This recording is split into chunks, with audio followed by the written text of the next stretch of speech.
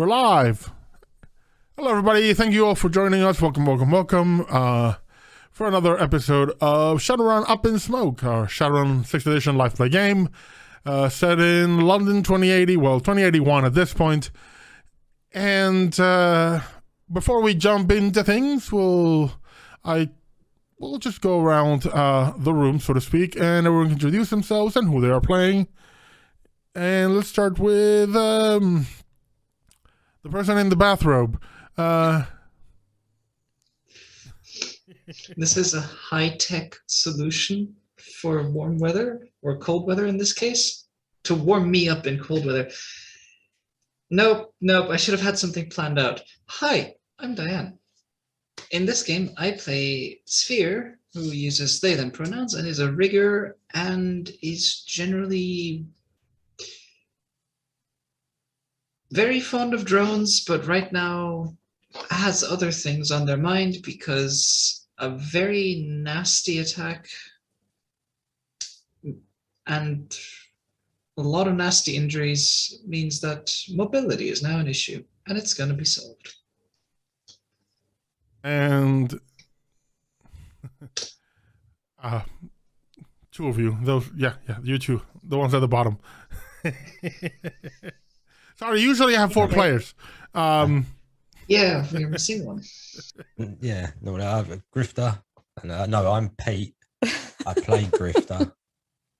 And I'm hoping I'm going to blow something up today. That's the idea. That's his aim. That's what I'm going to aim for today. Carnage. Okay. Always a worthy goal. I'm Kim. I play KTP, who's a technomancer. He's not so much into the carnage. We also have Zelda, the cat, helping us tonight. So last time, or the last few episodes in Up in Smoke, as we began our third season, our Shadowrunners have been trying to help a longtime ally called Lawrence, who is some of the assistant majordomo and also nurse for their benefactor, Malcolm. Malcolm has always had a poor health and has since more or less decided to let himself die. Lawrence, in his journey to try to understand why and try to convince Malcolm to, give life a shot, has contacted the Shadowrunners and asked them to help him find out what is going on. Along the way, they needed some information, for which Lawrence had already engaged an information broker who, in lieu of payment, asked the runners to do a job for him. Acquire some sensitive information from a giant office building that is a front for the mega corporation As Technology, where we're taking the top floors were businesses and the floors below, meaning underground, were all a giant lab complex. While doing preliminary research, they discovered that some of the employees of this building were Sphere's old crew, all of whom Sphere was convinced were dead, as they had seen them die. Yes. Quite specifically, they were confirmed dead. Yes, I believe the term for one of them was turned into burger. Yes, that was specifically the term used to describe how one of them was shot to death. Splitting up, Sphere decided to take a bit of a surveillance role for one of these individuals, a heavily modified person with a lot of cyberware, while the others did another recon somewhere else. It's nothing new for the group. They had split up and done recon before, but as I mentioned at some other point, they had done so without consequences for far too long. And this time, Sphere's drones were discovered, and suddenly Sphere found themselves in a high-speed pursuit with them trying to run away from the assailant who was running at high speeds while Sphere was trying to drive at high speeds. The cyberware-enhanced individual caught up and threw the vehicle, a Range Rover, straight into a building. This caused significant number of injuries on Sphere, including the fact that the assailant caught up with them and shot them point blank with a shotgun, just for added measure. Sphere survived, but found last time that some inflammation of the spine and some damage in the legs have resulted in them not being able to walk at the moment. Presently, it's unknown if it's a temporary condition or a permanent one, but already the focused mind of our rigger has gone to the task of deciding a new mode of transport, a wheelchair in this case, with all the bells and whistles that any rigger needs, including, rocket launchers? That was... I don't remember whose suggestion that was. I don't think It was a suggestion from chat. Hmm. I don't remember the username anymore. But There was also the whole rocket-powered yes, idea. that's the other one. I think that one was Grifter. Might have been. While this was happening, and before Sphere's accident, let's call it accident, KTP had left her comm, her communication device, and had left it in a room while this long-time ally, Lawrence, was sleeping. Hoping to catch something as he, talked in his sleep or said anything. And indeed she did, and she went down the rabbit hole and found some things of his past, including a video that showed him essentially executing a few people and then taking a gun to himself, though that without showing exactly what happened later. This was done in secret, without anyone else in the group knowing about it, because KTP knew that if one person specifically knew about this, there was going to be a fight. How to ensure that happens? I mean, it's true. Without actively Sphere making it does happen. know what's going on. So Yes. this is where we find ourselves. KDP, you've just finished watching this video and have shared it with Sphere, if I'm not mistaken. Mm-hmm. We pick up then a day later. You're all rested. Sphere, do you still have healing to do? At this point, yes, but only like 1 point of healing. Then please roll your body and see if you finally heal up. So this is the thing in Shadowrun. When you are injured, you're injured in two ways: either physical damage or stun damage. Stun damage, what we would call superficial damage, or non-lethal damage in other games. There is magic in the world, of course, so magical healing is possible, but it only affects wounds once. So while Sphere's near lethal level of damage was partially healed by Nico, the street shaman's magic, the rest of the damage has to be healed naturally, which means rolling every day to see how much you recover.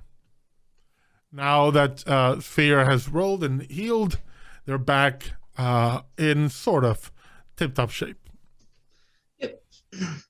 So I got one success, which means I actually still have 1 point of healing left. And to sorry, do. if I told you roll body, it's twice your body you roll.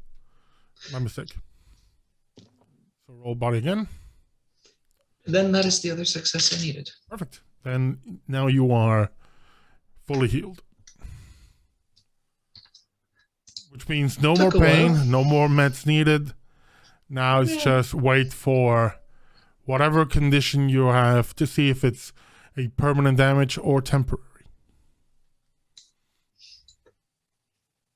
I mean, Sphere did receive recommendations on what to do in either case. For now, let's call it a custom job wheelchair might be the way to go, considering your extracurricular activities. And eventually, if necessary, there's cyberware to consider. Yeah. Which thankfully someone has explained to Sphere at this point that their fears were unfounded and actually based on just bullshit. Yes, pretty much. Which is good. Last time, Grifter went out and bought the, store version of a good wheelchair. Like a sports wheelchair. So Sphere, in that regard, you can move around. And I think the last thing mentioned as a Sphere is pretty much training themselves to use the wheelchair properly and get a bit of that our upper body workout required for that. Yeah, especially just getting used to the balance of things, turning. It's a bit tricky. Begin zooming. Grifter, you've been doing a bit of espionage on your own. It may be. Trying to follow Miranda here and there and just trying to see where she goes as you're trying to kind of establish, or perhaps, is Grifter trying to establish contact or just knowing where to find Miranda if it's necessary? After the incident with security in the building. Incident? Which was fine and didn't cause any problems with anybody. So let's just glaze over that. I guess what he's trying to just, locate home. And then that way there's another way of contact without having to go through that whole security. It's going to be a disaster if I go. Someone outside their home No, is going to but go I'm not badly either. stalking them. I'm just trying to find out where they live. The best way that to is- do it. that is my- I'm not stalking them. I just want to know where they live. Yeah, but only to break in and I don't know where I'm going yet. I haven't slept. Right, so Horrible yes, images of Grifter now. I am going to keep trying to do that, but I'm really careful. Though. There's no way I'm like standing next to her on the train or anything like that. I mean, Grifter just wants to get up and close to their apartment window and just breathe on it, right? Yeah. And draw a smiley face. So that's one is going to be my question. Is Grifter going to push further on the investigation and try to follow them home? Well, wasn't the last time she walked down the street, didn't she? And then I was expecting her to get on some form of public transport, but she didn't, did she? She got in a car. Yeah. So either be in her own car, chauffeur-driven car, don't know. So really to follow from there, I need Modo transport. Yes, which at this moment you don't have. Did we not have at some point a motorbike in the... I remember us using... Who says you can use my bike? Yeah, the little moped. So maybe I could borrow it. Do you honestly think KTP would let you borrow her bike? Honestly, Yes, seriously. because I could be... And Di's laughing. Di knows the answer to that. because- I'm only going to say, I want to see that conversation happen. Yeah, me too. I'm just saying that. We can do that conversation. We can do that conversation. That's not a problem. So I guess we're in Batcave.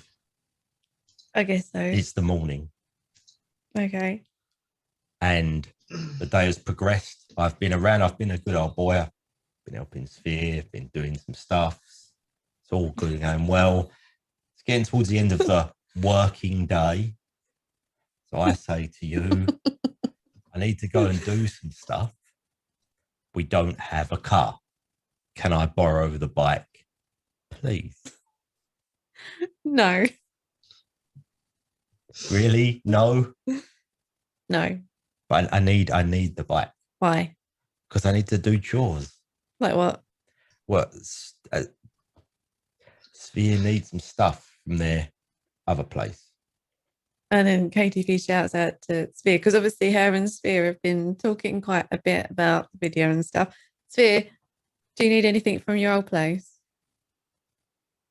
How much of this conversation have I overheard? All of it. I'll leave it up to you. It's up. This is completely up to you. Oh, no. I want to see this chaos unfold. To lie or not to lie? We're buddies, remember? Pizza, Yeah, this drinking, is the thing. Grifter and Sphere welding tanks. were bros. Driving through walls. Sort of into walls, repeatedly, and then getting bombed. That was a choice. There's got to be a moment of silence, followed by a sort of, yeah, I got some supplies. Can't really get them. But if you want, I will make a roll for that to see if it's convincing. I will say so. Make please a charisma and con versus KTP's intuition and perception. Okay. 5 and What I'm going to say to make this simple and not, bog down this into many rolls is, Grifter, you roll your charisma and con, and you're getting 2 extra dice from Sphere, who is helping you with the lie. charisma and con. Oh, okay, I thought I was rolling. No, because the main actor in this lie is still Grifter. You're just Fair enough. providing help. Who's not known for his lying. Right, have you done yours? I have. Yes, Right, this can I was your say anything? choice. Let me do mine. Okay, yeah, go on. But I need to see the numbers. Oh, sorry, yeah. Sorry, my Kim fault. looks too happy. I'm worried. Right, so I've got charisma and con plus 2 die, yeah? Yeah. And of course, Read 'em and weep. you still have that thing where you can't spend edge on any of this, right? I got 4. Boom. I got 5. I got 4 6s and a 5. KTP, you look to Sphere and you see the sheepish, like, yeah, sure, And Grifter has never been the most socially adept. Right. In fact, I think mechanics-wise, you have a quality that prevents you from spending edge on this stuff, right? Mm-hmm. Oh no. It's even worse. Yeah, so Okay. you can't enhance your rolls in any way. So, yes, KTP, you have seen through Okay. the mystique. All right. So she's not going to let on that she knows that they're lying. So she goes to Grifter. You want to go and help Sphere? You want to go? You're going to Sphere's place. Yeah. They need some bits. I could go by foot. But, normally, who wants to walk around? Like, I can just whiz there on the bike real quick. I could be back. Boom. Job sorted. So she kind of looks him straight in the eye, and she goes, "All right, then. Let me just go and get keys." Goes to her room, and Oh no. she must have. Hold on, I just want to check something. While this is happening, I'm giving the sort of Sphere is absolutely looking slightly panicked and just like from a quick wristpad just types a text that says, "If you fuck this up, I will kill you." So like Kate, obviously it's KTP's bike. So there must be some way that she can track it. I would say so, yes. Yeah. So she's done whatever she needs to do to set that tracking up. Grabs while she's gone off to get the key, goes off, gives the keys to Grifter. Excellent. I'll be 20 minutes there, find the bits, 20 minutes back, an hour. Okay. If you bring her back with a scratch on her, you know I that will pay or replace or repair. Do not worry. Who repaired and who replaced the last car? It was me, right? Who are you going to trust? You trust me. Why are you going to trust me? I'm trustworthy. That's why. So KTP says to Gusta, yeah, I know. There's no one else I trust more. Kind of pats him on the shoulder and walks off to make coffee or whatever. Excellent. Turns around to Sphere as I'm heading towards the door or the garage door. Do you need anything? Obviously quietly, so you can't hear it, but in shout. I mean, other than what I've already asked you to get. Wink, nods as good as a wink to a blind man. Other than that, I mean, there's actually there is one thing you could get for me. I have a secondary. Well, basically, I have a backup computer. Uh-huh. If I'm going to be building a whole new mobility rig for myself, that might actually form a good basis for others. I'll need to cannibalize it, but bring me back that one. Okay. You remember where the stereo system is? Yes. It's in one of the speakers. No worries. I saw that. Right. So we're away. I'm mobile. 125 cc's of mayhem. Grifter on a Vespa. Ciao! For image. This is like a 6-foot guy full of cyberware, like metal arms, cyber eyes, and he's going on a fucking Vespa. I'm not wearing perfect. A lid. I'm not wearing a crash helmet though. I'm trying to find out what I've actually got. It is on here somewhere. What's that? What my vehicle is. Go on, carry on. I'm going to try and find it. It's on here somewhere. Right. So yes. So first of all, I will do the sphere thing, but obviously the idea of leaving to the end of the day was to get to the office area before, work day is over and Miranda would be leaving. So what I'm going to have you do is, for now, let's just say you're going to pick up for your stuff, and then you're gonna go do the other thing. So for now, we're gonna switch for a moment to KTP. KTP? You've just given your keys to the most trustworthy member of your team.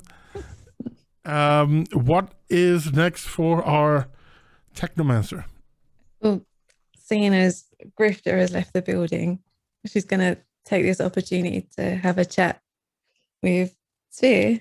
To ask if they've managed to sort of come up with any ideas about how we're going to figure out whether Lawrence is a clone or a drone, like following on from showing in the video the previous evening. They're gonna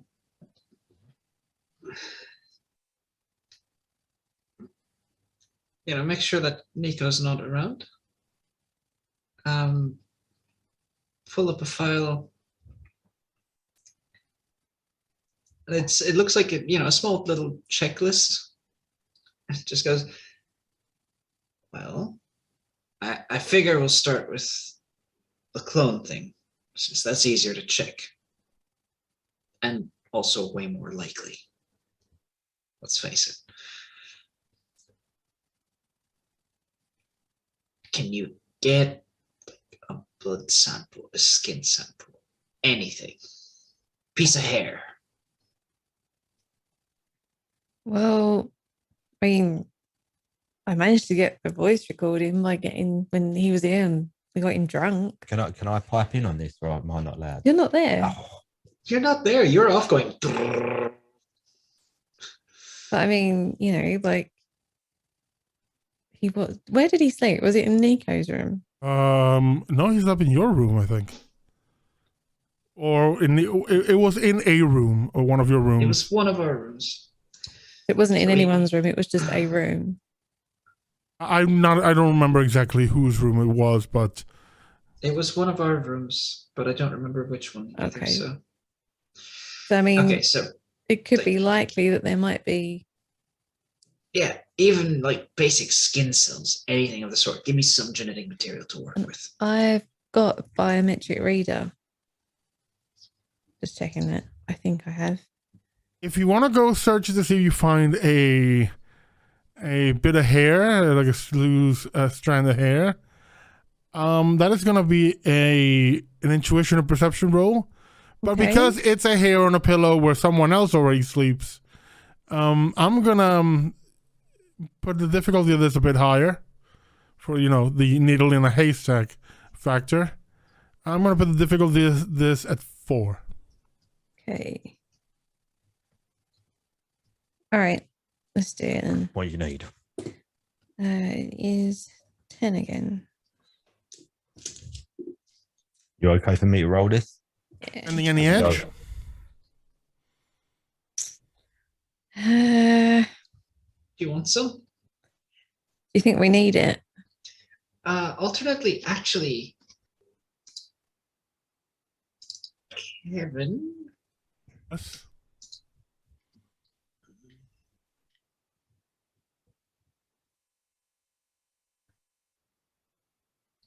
No, wait, never mind. I thought I had a. Never mind. It's an olfactory sensor, not a. Damn it. Ignore that. I do also have a biometric reader though, so I was considering asking if I can just aid with this. The biometric reader will help you once you have the piece of genetic material to process it. So Right. Okay. In that case, I'm gonna send. at Some most, of my let's say the biometric reader KGP will give you 1 edge, Okay. because it will give you at that bit as perhaps some help in distinguishing All genetic right. material. So I'm gonna reach a little bit and suggest that because Sphere's background is also in scouting, in finding small little hidden details that other people might have missed, they're gonna send 1 or 2 little drones out to just scour about. And Okay, see I'll if say that anything comes up. gives KTP another 2 extra dice. okay. We're going for 2 extra die, Oh yeah? yeah, and we've got an edge. I didn't think that would work. Well done. Well done. So that and a reroll. And a reroll. Yeah. Ready? Yeah, go on. We got 1, 2, 3, 4, and a reroll. No. 4. 4. You find 1 or 2 like loose hair strands from when Lawrence fell asleep on this bed. Awesome. Now I will need you to make a logic and biotech roll Okay. to use your equipment to fully. I mean, you can leave it to analyze, to run an analysis algorithm on its own, and it will take a set number of hours, or you can try to roll and, to do it quicker. It depends on, if this is a time sensitive thing for you or something you can just leave in the background, quote unquote, cooking. Well, I think like originally the team had decided that the whole like doing the mission for Malcolm was time sensitive, but because Nico's not around, we've sort of been holding off. So I don't know. What do you think, Di? I don't know, there's just been a dice boost as well in chat, Well, so we can use that if you need it. yay.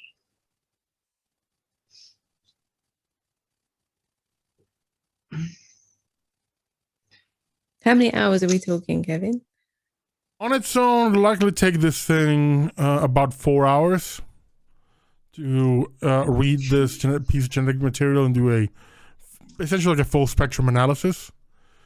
With your particular skills over machinery, this roll would help you essentially cut it by, let's say, 10% per hit. So the more successes you get, the higher percentage of time shaved off. Okay. So you'll be boosting because you'll be boosting the capabilities of the reader, the scanner, the logic process, everything. I'm assuming that unless we glitch, there isn't a risk of actually harming our objective. No, because it's just a read. Okay, then Let's I mean, just what do have we it got to then. lose? Yeah. All right. So 8 and a reroll. 8 and a reroll, yeah? Mm-hmm. 3, 4, reroll.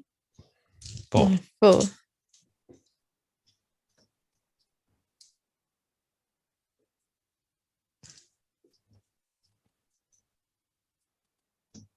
That was a 4, yeah?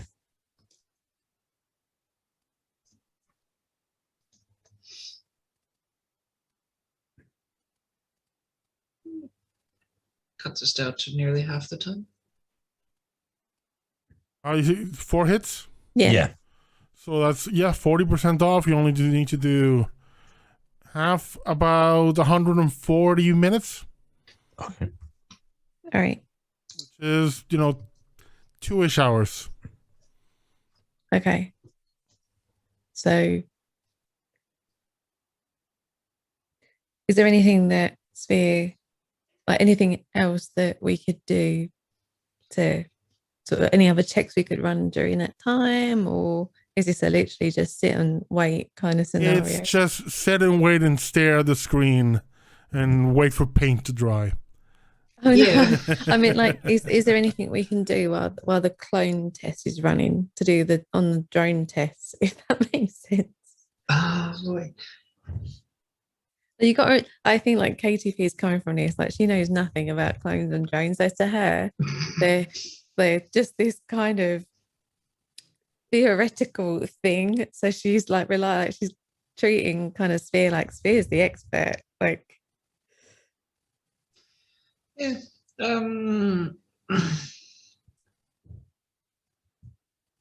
Let's see. On the drone aspect, I mean,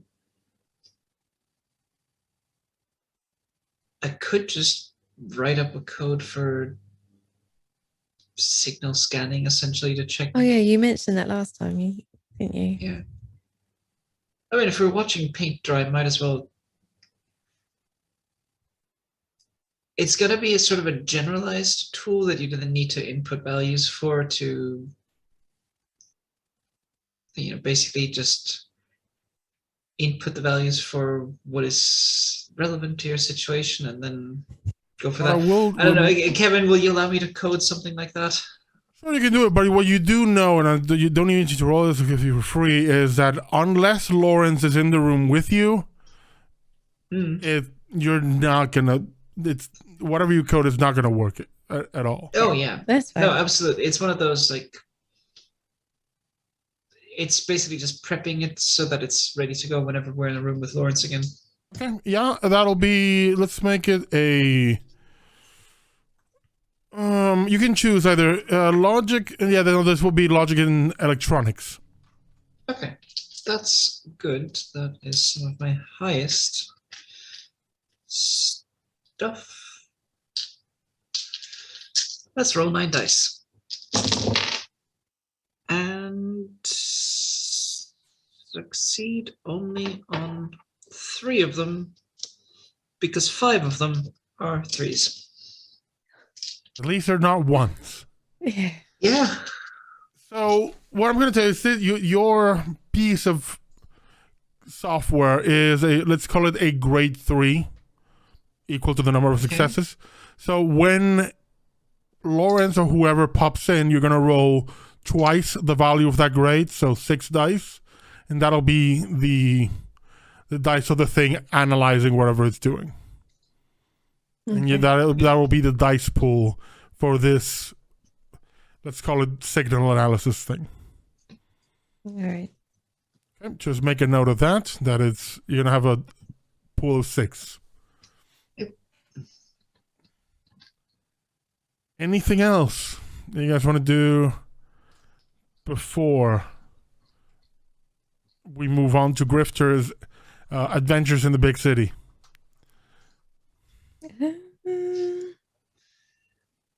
No, I'm Anything ready for KTB this. wants to do? Call an ambulance. I don't know anything. Get one on standby. I'm just considering sort of how to handle the grifter situation with Sphere. Oh, Yeah, because of course you I actually think know, don't you? Yeah. honestly, I think you should just bring it up. I think that would be funny. Well, not funny, but interesting to explore.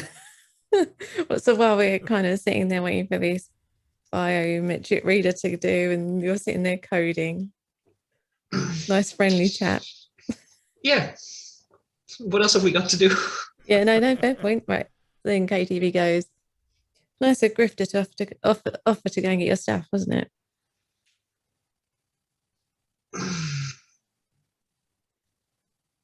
Oh, it does owe me a bit. It's also quite nice that you trusted him to go and get it for you, because, you know, he does have a tendency to kind of be not the most responsible. He does go off a bit half-cocked now and then, but his heart's in the right place. I think, at least. I actually haven't checked that, but it's somewhere in there. Anyway, the point is, I basically trust that even if he does go off and do something else, While this it's probably conversation gonna is benefit happening, us. almost as a montage, Grifter, you are following Miranda home. I'm going to need you to make an agility and piloting roll. Piloting. Oh, yeah, I haven't got piloting, so it'll just be agility. Oh, yeah, cool. Then instead of, let's have it agility and stealth. Yeah. Just like, I'm imagining this as the scene transition of the Sphere going, oh, yeah, I'm sure Grifter may do something silly, but will be responsible in the end, and then sidewipe too. That is exactly how I'm picturing. That's why I'm making him roll. And here we go with the Smash roll. cut. Oh, there's 6s in there. That's good. 3. That is bloody good. Yeah, that good. is 6. Holy shit. Pick the bones out of that. 3. Okay, so that's going to be opposed. I'm going to post it by Miranda's intuition and perception check. Okay. So I'm going to roll for this. They have, for this, they have 10 dice. Yes. It's going to have to be a good roll, B6. Yeah, it is. I've rolled 5 and I have 3 hits. I have 5 more dice to roll.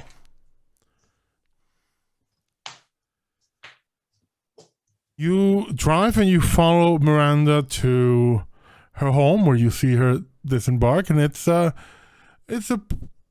small apartment building, more like not so much. Well, you know the kind of building in London where it's like an old house where like the different rooms have been built into apartments. The typical, more or less construction you see in London for a lot of places, and you see her go into through the main door and into like the first door on the left, because you see through the window that she's home.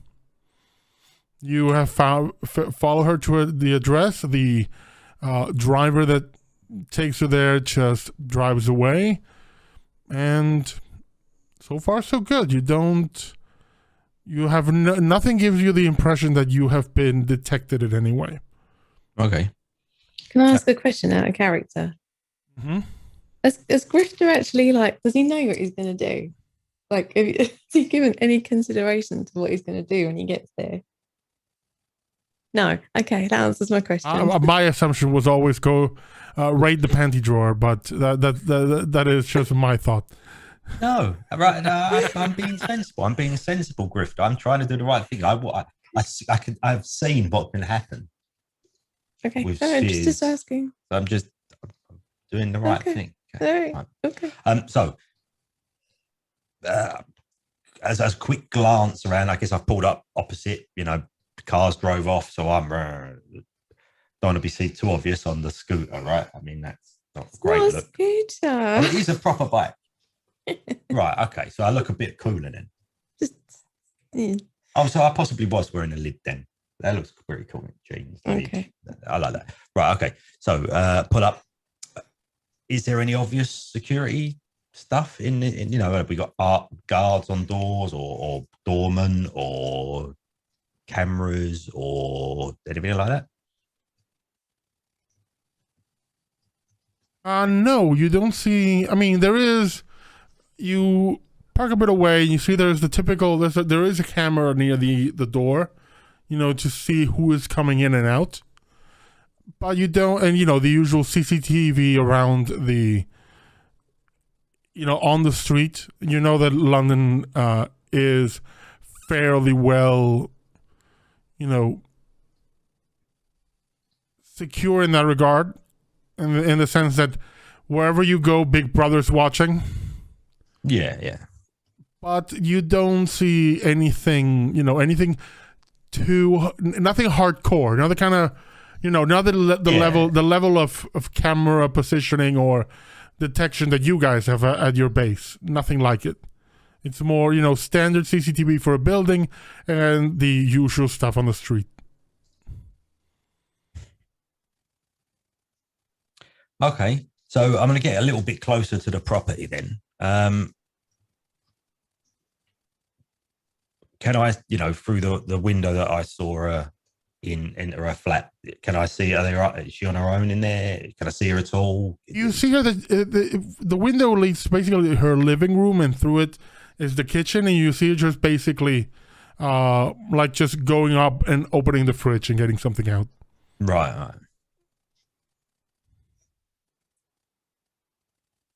Is Griff just staying to spy on Miranda for a little longer, or returning to base?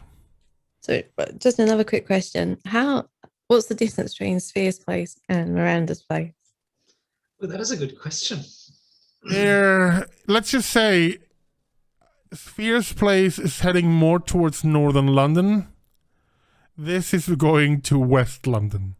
Right. Okay. So it would be obvious. They're different cardinal directions. Right. So it's like when KTP looks at the tracking, she's gonna know that it's obvious. Something's up. Yeah. Okay. Yeah. You know what? I'm gonna go and ring the doorbell. Yes. Yes. Give me this delicious chaos.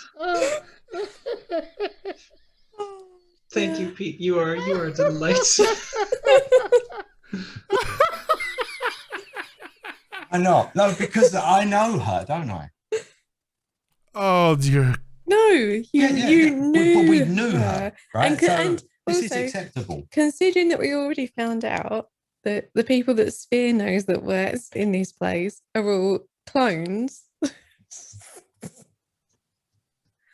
Yeah, but Okay. I only want to say one thing. Thank you. Okay. You go and you ring the doorbell to apartment 1A.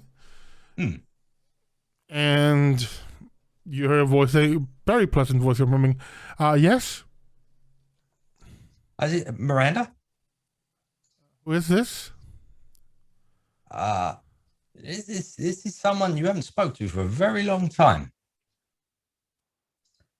Yeah, that is a very non-suspect way of ringing the doorbell.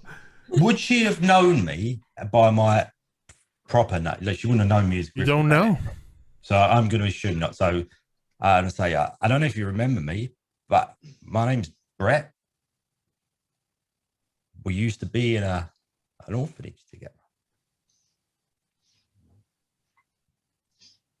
There's a pause. Hello? Is anyone? Hello?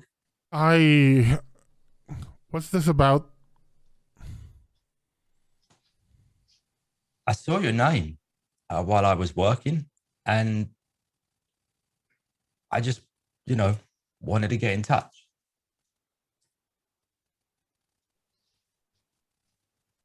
come on in. And there's a noise, so you can go through the door. I'll go through the door. The door to her apartment is open. I go in. Cool. You go in, and she is. You can see her. She's in the kitchen. In the looking through the fridge. Says, "Please sit down. Do you want something to drink?" Yeah, sure. Whatever you're having. She comes in. She is, pretty much dressed very casually, still more or less in like office attire. Like lost jacket. She's still like a work blouse. Hair in a ponytail, and she just approaches you. So because we never actually describe Miranda. Miranda is a 6-foot-ish tall black woman with beautiful wavy hair, in a bit of a ponytail right now. Much like Grifter, she is fairly well built. She's dropped the let's call it work shoes. She wore high heels to work, dropped them.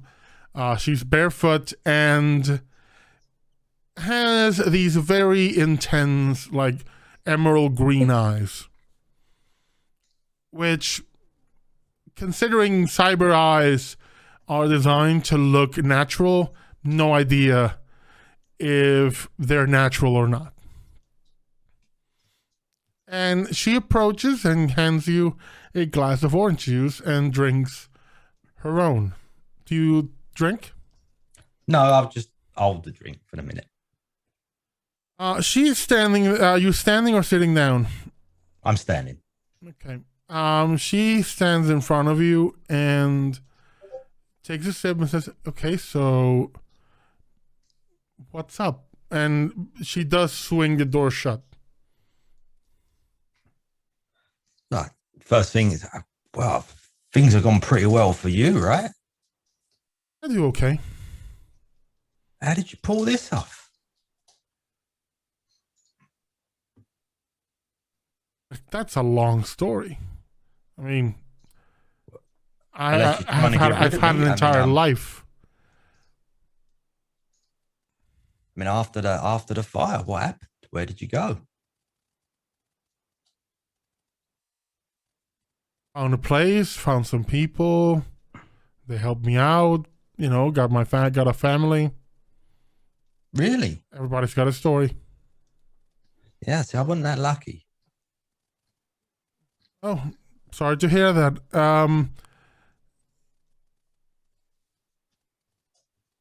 Did you tell anybody that you found me here? I haven't got anybody to tell. Kind of been bumbling. I need you to from roll one your intuition reaction. intuition and reaction. Can I just see? Sorry. 3 and reaction. Okay, and I got a dice boost +3 in chat there, so I'm going to use that for this. So is that 3 dice or +3 to Plus 3 to the result of a dice. You can take a 3 to 6, Okay, for example. right, here we go. So I got 2, and I'm going to add 3 to a 2 to make another hit. So that's 3 hits. 3 hits. Thank you, Schnocker. Okay, so I'm going to need you to roll your body now. Oh, sugar. Right, okay, body. Where are we?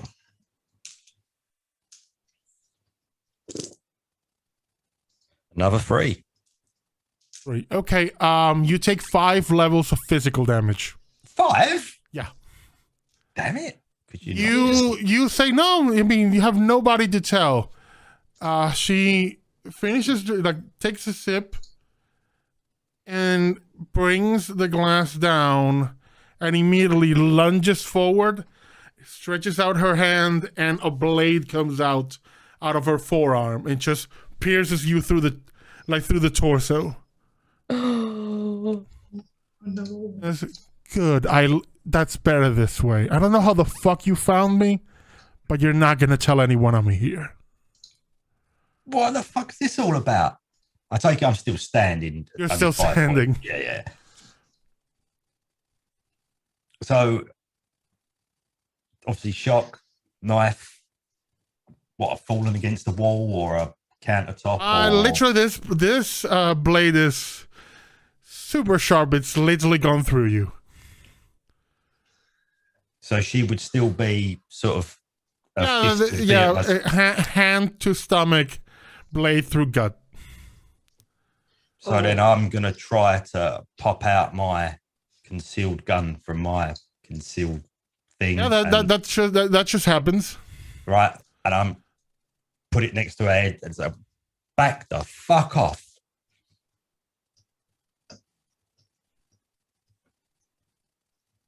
What is your intention? Just try to back off and show that you're not a threat? What's going on? She is an immediate, like, I need to clean this up.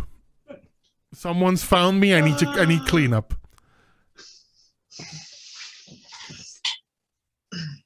Which is a situation that Grifter, as someone who does what you do for a living, you know what this is like.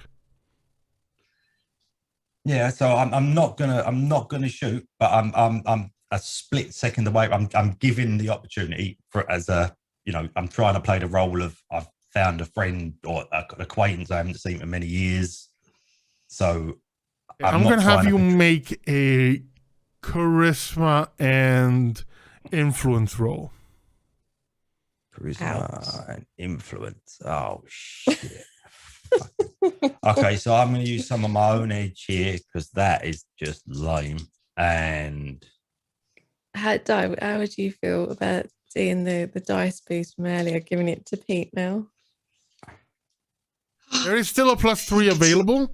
There is still a there's also a reroll available. And there's a reroll available, so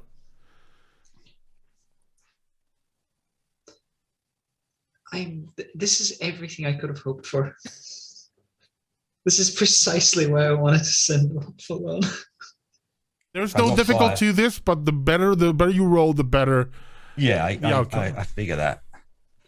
So I mean, what am I allowed to use those things, team? The question I'm going to ask you, the negative quality you have that prevents you from spending edge. What is it for? Is it on lying or on social roles? It's charisma. It's it's uncouth, the uncouth quality. What does it say specifically? No edge for charisma tests. So this charisma and influence, no edge for you. But the chat boosts though. That we can use just fine. It's just you cannot use your own edge. Right. Okay. So I will allow for the dice boost only 1 per roll. I mean the reroll fine, but the +3 only 1. So you know, fuck it. I'll allow more. I'll be nice. I haven't got that many I'll allow dice. more. It's not going to make that much difference. So how much did you roll? All right, here we go. Right, I'm going in. I'm going to be rolling. Yeah, chat is worried. We'll allow it. 1 hit. Right, but I'm allowed to use both of the threes, right? I'll allow it. Okay, so that means I got 2 more hits. So that's 3 hits. And what and the reroll, right? There was a reroll. There was a reroll, but hey, the reroll means you roll the entire thing again. I'm going to go stay with 3 then. Mm-hmm. I'm going to stay with 3 hits. Magic number 3. Magic number 3. But if it matters, there was only 5 dice, so that's a good percentage. We may need to work. May need to remove that uncouth at some point. We're gonna have to. Yeah, we need to send you to like a finishing school. Finishing school. Etiquette. Yeah, they're gonna introduce Grifter to high society. Oh my god! Teach Grifter how to use a shrimp fork, please. An entire episode of just Grifter at finishing school. Oh please, can we do that? Look, at the moment, I'm pinned to a wall by a claw. Right, go on. Hit me with it. I should add like subscriber goals and have Grifter Yes. finishing school episode as a reward. So she looks at you, eyes narrowed, sees the gun, and realizes, you're in a position to easily blow her head off. She takes a step back and just retracts the blade, and it retracts cleanly out. There's blood spatter, of course. And she's just standing there, eyes narrowed, just look into your eyes. Says, "Who the fuck are you? Why are you following me?" I'm not fucking following you. Jesus, I saw you. Where you live. All right, so I followed you. I followed you home from work to see where you live. But I only wanted to say hi, catch up. Maybe, possibly, have a chat. I haven't spoke to you for 20 odd years, for God's sake. I didn't know I was going to get stabbed in the fucking stomach. Jesus. Hear what you just said. You followed me home from work. Well, I couldn't just walk up to you at work. I figured. Yeah, also no one knows about that fucking orphanage or that fucking fire. No, but I know about the orphanage and the fire because I was fucking there. Yeah, no one else knows about that. Right. I'm sorry, but you raised some fucking red flags here. Exactly. But I found some stuff out about myself, and I thought I'd check in with you and see if we could help each other out at all. And I am bleeding of an arterial nature all over the fucking carpet. She Jesus goes. Christ. She leaves you talking. Goes further into the flat. Comes back and throws you essentially like a first aid kit. Says, "Okay, sit your ass down and sit my ass down. Fuck that." And so I'm still gun in hand. Like, how the fuck do I know you're not going to do that again? I'm gonna stand in the kitchen. You're gonna stand here. You're gonna put that gun down. And, I'm going to put the gun down. You put your arms down. I have already retracted it. Right. I tell you what. All right. So all right. I'm going to, in the interests of safety, I'm going to put the gun back in the thing. Yeah. Right. Are you gonna use a first aid kit? I guess I'm going to attempt to. Yes. Keeping one eye firmly on. Make this either agility or logic and biotech. Agility. You screwed. I've even got biotech. Agility and logic. Logic. Is that right? Yeah. Agility or logic. Or logic. Oh, so no. And biotech. So he doesn't have any biotech. No, so no that's- biotech. So, okay. Here we go.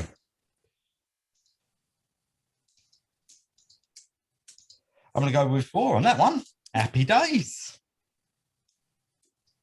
You rolled 4 hits. 4 hits. You heal 4 of the damage. Sorry, half of 2 of the damage, not 4. You heal 2 and have the wound wrapped up. Okay. Not the first time you've done this. At some point might look to get some basic training on how to patch yourself up a bit more. Yeah. Okay, so you heal a bit with that, half the number of hits, and wrap the injury. All the while, she's just staring at you and not saying a thing. She's just waiting for you to be done. Okay. So I am done.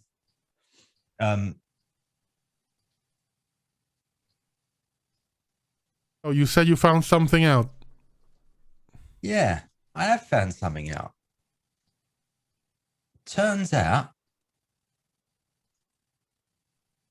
we might be a little bit different from your average person. She extends her left arm and a blade comes out, then also like one blade for each finger, and like folds her arm and a blade comes out her forearm and says, "Yeah, I figured that one out a long while ago." Right. And this is exactly what I'm fucking talking about. Where do I get involved with that shit? I got mine along the way. Along the way, and you're still doing or helping the along the way people that got you that, and I want fucking in.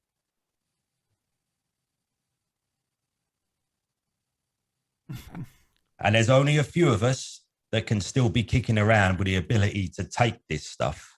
So I'm useful. You know it. Jesus Christ, I've spent my entire life bumbling from one shit job to another shit job, barely surviving. Look at you. I want some of this. I started that fire. I got us out of that fucking orphanage. Shit. Throw me a bone. First of all, I didn't. This shit that I have because I busted my ass. I got a scholarship and worked my ass to get this shit.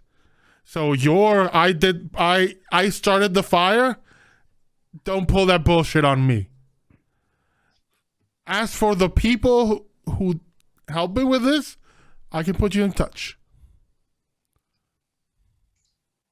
And what does it cost to have this stuff done and get involved with these people? Work?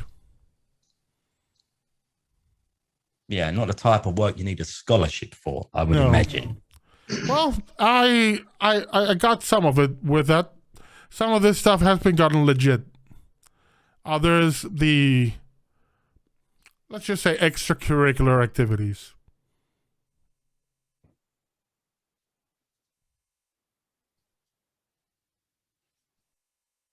Well, yeah. Sure, I can talk to you. I can put you in contact with my sponsor. I'd appreciate that, especially as you just stabbed me through the damn stomach. Okay. She goes to her purse, grabs a business card, and gives it to you. Says, "Give him a call. I'll let him know you're looking for work." Did you take the card? Yeah, I take the card. The card says Podrick O'Connell, Aris Macro Technology.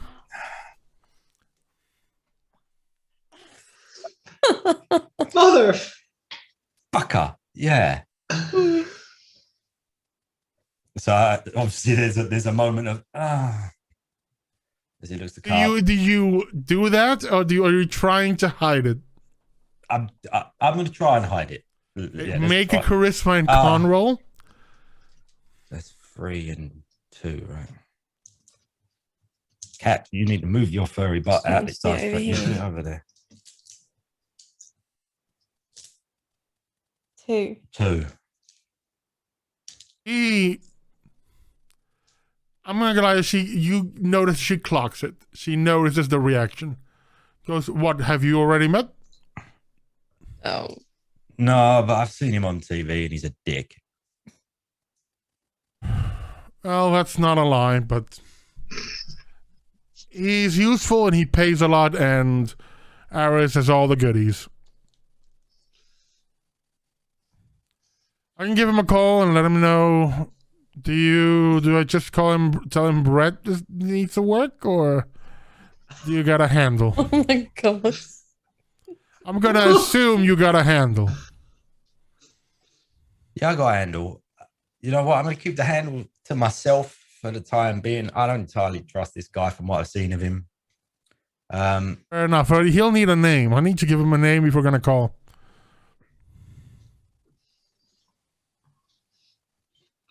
So I can tell him. Haven't I got a number from the orphanage? We all had numbers, didn't we? Can you? Yes, you do. I was going to say something, and I'm not. This is your story. This is a whole different grifter. I love this. Well, I'm doing my thing. Taking charge of the situation. Exactly. I'm being proactive. I'm very proud of you. Thank you. I'm also very worried about how this is gonna go. But Yeah, I know, so am I, but in for a penny, That in for a pound, right? Exactly, and that just makes it even better because now You know that your cereal, so to speak, it starts with XA, and then a number. Yeah. So I'll just say,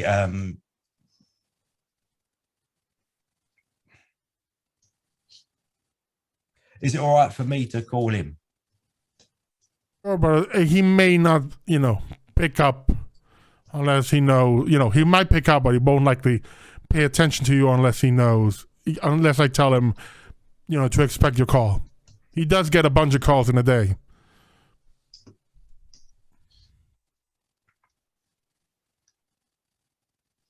How much shit am I going to get myself in by getting in touch with this guy? You'll likely get a let's say trial run. If you do the job right, you get more work and big rewards. You're not squeamish, are you? Do I look fucking squeamish to you? Wishy, but that's another matter entirely.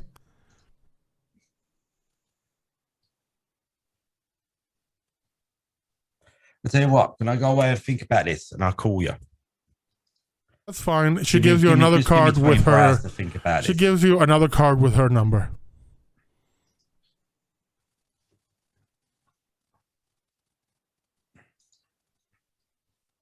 I guess I'll give you the call tomorrow then, if that's okay. Yeah, that's fine. I don't like making bad decisions when I'm bleeding over someone's carpet. Yeah, I'm gonna have to call someone about that. You need to call someone about them spikes in your arms. Stop No, popping them out. no, those I like. Yeah, you like them. Great. Wonderful. Well, it's been good. It's been good chatting. Yeah. Thanks for the drink. And you didn't actually drink it. No, I'm glad I didn't drink it. It's probably poison. It was. Yeah, I don't think I'm as green as I am cabbage looking, right? Well, I ain't. No, right. So Grifter exits building. Yep. Exit stage left for Grifter. Mm-hmm. And you have a business contact now. Yes, I do. Win for Grifter. And only a little bit damaged. No secrets revealed. I think I did all right. Pursued by Blade. Oh boy. Gets on a bike, drives to Sphere. No, we said we'd already been to Spheres, didn't we? Yeah, you have the thing that Sphere asked for strapped to the bike. So on bike, being careful, sort of go around the houses, take a lot of right turns, make sure I'm not being followed. Back, boom. Grifter returns, and I'd say about that time, Sphere is also already programming the algorithm, and you get a ding, proverbial ding on the computer with the biotech stuff. I will say, like, in the meantime, just going back to the conversation that KTP and Sphere were having, Sphere's main drive of that is just basically trying to convince KTP that, look, even if he does go off on some wild impromptu thing. Yeah, we go back from the montage to the conversation. Yeah. So I'm sure it'll be fine. He's getting stabbed. He might go do something silly. I mean, do you remember last time the two of us had a little bit of a, an adventure? But that worked out for us, and it was for our benefit in the end. And that's why I trust Grifter. Wow, he really is a trustworthy guy, isn't he? That feeds my rope. How do I put this? I trust him to have our best interests in mind. Well, I guess that was what it means to be part of a team, right? And then she slaps Sphere on the shoulder, like, friendly. Oh, teamwork. I would say at this point, the Sphere knows exactly what's happening and is just trying to save their own dignity a Yeah, little I bit. don't think Slippery slope. KTP's being all that subtle. Yeah, no, it's just that sort of. If he, I'll make you a bet. Well, not a bet. I'll make you a deal. If he comes back and he's missing a limb or got a horrific burn or anything of the sort,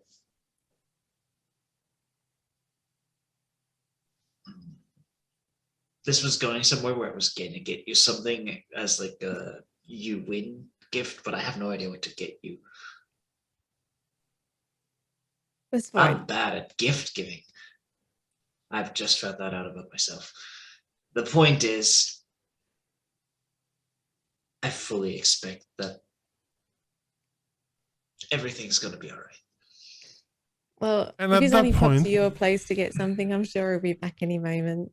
And a few, let's say half an hour later, around when Sphere's done working on this thing and the computer's done with its analysis, Grifter returns and he is wrapped up in fresh bandages and the front of his clothes are covered in blood.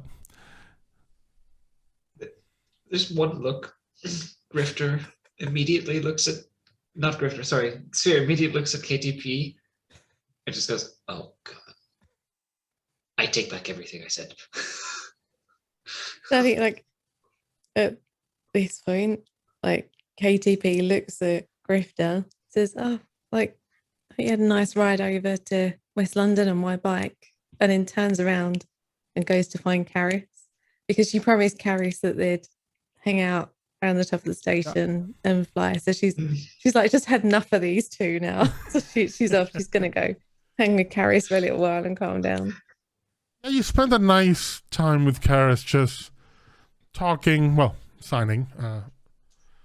And when it gets darker, you both crack up and open that window at the top of the station, and he does take flight for a few minutes, and for the most part just spend some time together. Things have been a bit hectic recently, so not that many opportunities, just simply hang out. And he does ask you if you're okay, because he can pick up the tension, and he saw Grifter leave in the bike and come back injured, so he's not an idiot. Okay, so she signs back to Caris, something like, do you ever get that feeling that everything's falling apart? He says no. Says, you and everyone here, you're all I've ever known, so this is normal for me. So says, I would be worried if things weren't like this. So again, like, she signs back and says something like, but do you not ever just wish for just some peace, just some time to just be quiet and be you without so many other things going on all the time? Make an intuition and perception roll. Okay. 6 and perception. You might have to do that over Yeah. there because the cat's doing its thing. Thank you. Oh, that is, no, it's 3. When you say that, if you wish at any point you were, there was peace and quiet, everything was calm, and you could be, just yourself hanging out, his demeanor changes. And you see like the shoulders sag a bit, and you can feel that there's a bit of sadness coming from him when you say that. And there's a beat for a moment where he's just looking up, and he just starts signing and tells you that he already has that too much, every time you all leave out and he's left here alone to wonder if he'll ever see you again.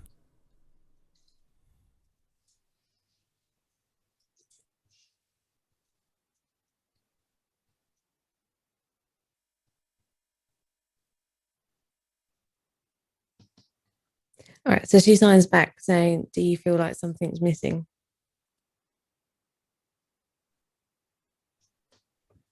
He does sign that he wishes he could be more of help. So KTP signs, but what makes you think that you aren't helping? He replies because, and you see that he's getting worked up as he's signing. And when Kara starts getting worked up, he either signs faster or kind of like starts signing stops. And it's the kind of the equivalent of someone typing, deleting, typing again, deleting. But you're basically getting like incomplete sentences, and until you get the full sentence. And what he eventually tells you is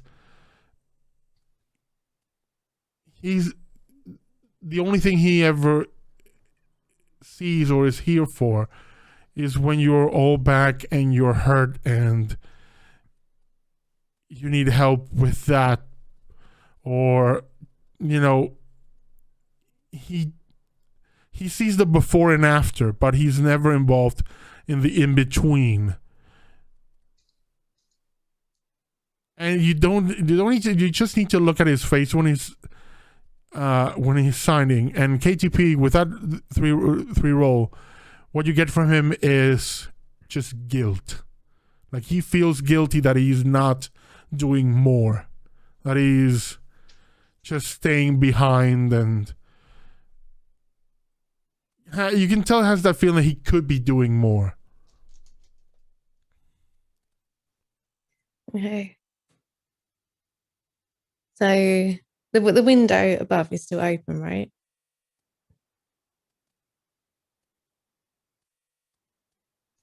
Like above us in the station. Yeah, it is. Okay, so I'm assuming that they're both standing, maybe like leaning over the rail at the top of the station at that point. So she turns to him. She puts his arms around his waist, and then just points upwards, because she knows that, like, he managed to lift Sphere back to the station, and she's never actually flown with Karis before. So, like, it's kind of like, yeah, come on, like, let's do it. Gives you a look, then kind of holds you tighter, but kind of positions you in a better way. So you're not just clinging to his waist. And with just basically, like, just grabs you, takes almost like just leans down, and the wings come out and just basically thrusts us up into the air.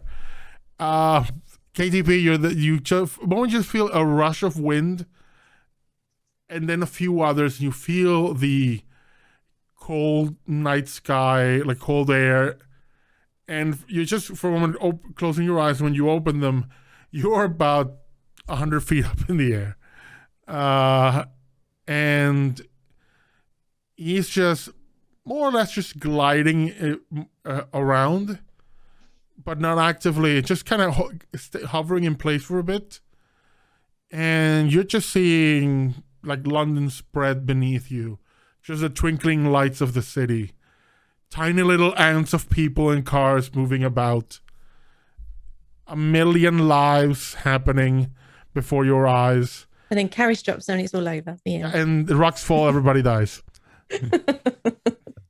But no, he does make sure that you're well carried, and then kind of flies a circuit around the place, and you get a glimpse, and you can even look at his face, and you can have a moment, a little glimpse of what it's like being Karis. And there is a sense of calm of being up here, the wind in your face. But you also can tell that in a way, because you also see, the occasional night bird flying, and they're usually flying in groups. And Karis is just alone up here. It is soothing. It's a bit daunting. How does KDP feel about extreme heights? I don't think it's probably something that she's ever experienced before. So half kind of terrified and half excited. He does have a good grip on you, and you've known Karis for enough to know that if at any point you would be slipping, he would go down before it even becomes an issue. So you are left with this profoundly new experience of flying without, being in a giant metal box. And it is, in a way, freeing. You're literally away from all the problems and only have, the cold rush of wind to bother you, while essentially a carpet of diamonds and other gems of all the lights of the city just spread beneath you. All the different buildings glowing in the night with their own lights. It is, quite frankly, never seen London this way, and it is quite beautiful. And after a while, after doing a bit of a round, Karis does begin to spiral down and take you back inside.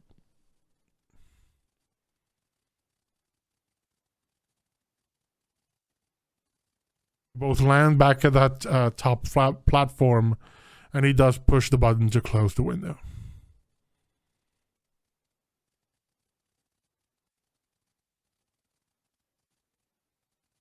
He doesn't say anything. He just puts you down and just standing there, kind of looking away. You can tell that he's expecting you to say something, or he's being a bit sheepish, though.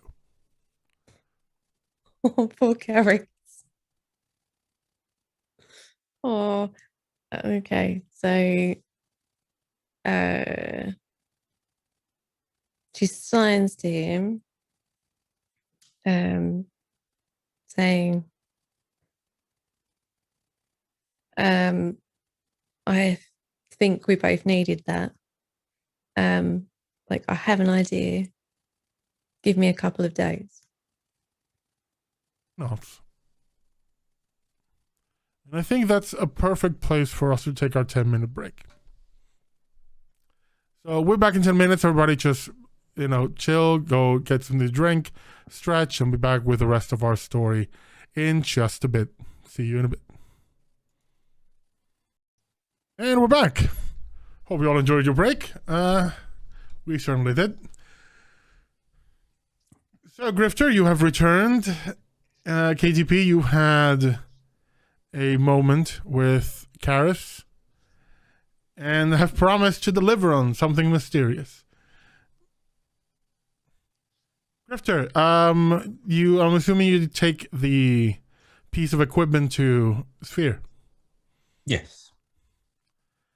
Sphere, you see Grifter approach with this piece of equipment you requested, and yes, he's bandaged and freshly bled.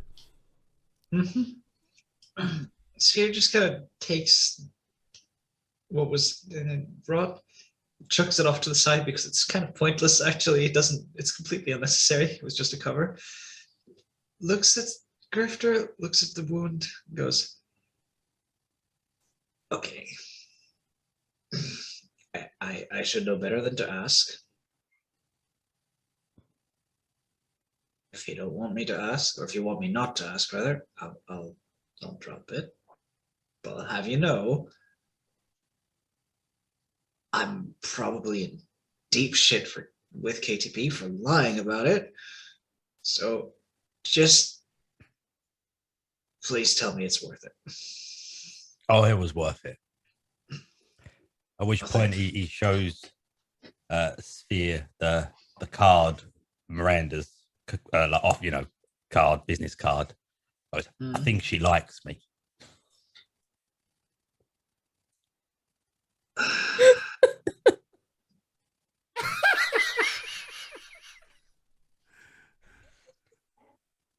I mean, you got a number. That's the important part, right?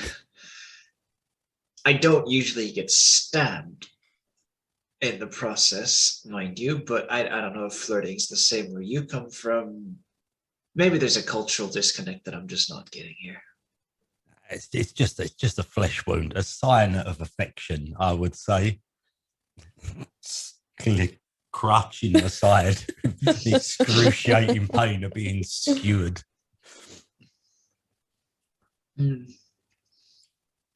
But needless, either way, we've got to weigh in. That's fair. Mind you, and I know they say go with your gut, but you should probably, It's fine. Also, you really, really, really, really, really have to get like the world's best cake or whatever else and give it to KTP because I'm pretty fucking sure she knows. Really? I thought I was pretty convincing. You should let me borrow the bike. She let you borrow the bike, but I'm pretty sure that was just giving you the shovel to dig your own grave with. I think I dug myself pretty deep, and it's going to be a while to get myself out, but I did it for you because I believe in you. So for something for the record of everyone, it's not a Vespa. It's not. The Yamaha Growler is essentially a BMX bike. It's like an off-road bike.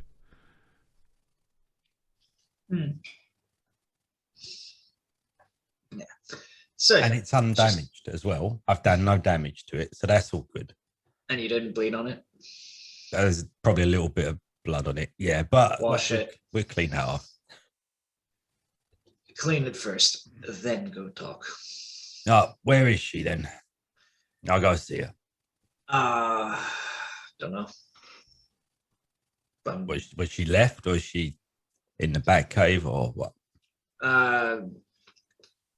would I know that she went to see Karis? I don't know. I would say no I'm asking Kim. Well, I would say you were in your room tinkering, so I would say no. Yeah. Honestly, don't know where she is. But if you find her, let her know because we got results to look at. Results? I want to. Just something we're checking into. Oh, okay. Well, I'll go and find her.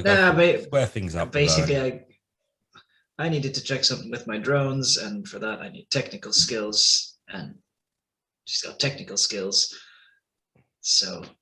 Oh, Like, cool. I build Roll me things, a but- con and charisma Who, me? Or versus Grifter's I agree with them. intuition and perception. Because if you said, something we're checking on, cool. That's true. The moment you started to elaborate, then it became a lie. No. Sorry, Kevin, what was it? Intuition and what? Sorry. Perception. Perception. Where is that? It says somewhere. 7. Sometimes less is more.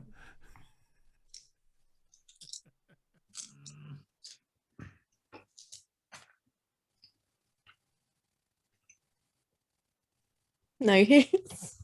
No hit. But only won, so it wasn't a glitch. But no hits. Sure. Then, yep. Sphere just needed some technical help. Stupid rolls. You did well so far. You had to have a harsh one I sometimes. mean, yeah, this is karmic balance here. Mhm. All right. Well, then in that case, Grifter will toddle off and try and find KTP. She's not there. She's been flying with Carrie. I thought you'd Mm. landed. But this conversation was going on while I disappeared. So it wouldn't have gone on that long. But I wouldn't be back yet. Oh, right. Okay. So yeah, You KTP can't find her. doesn't seem to be here, nor is Karis.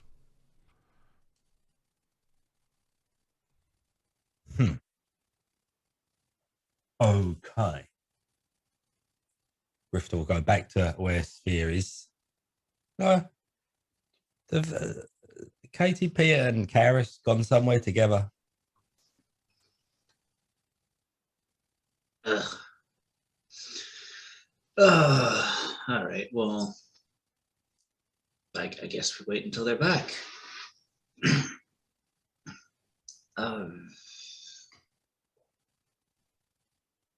I don't know. You got games you want to play?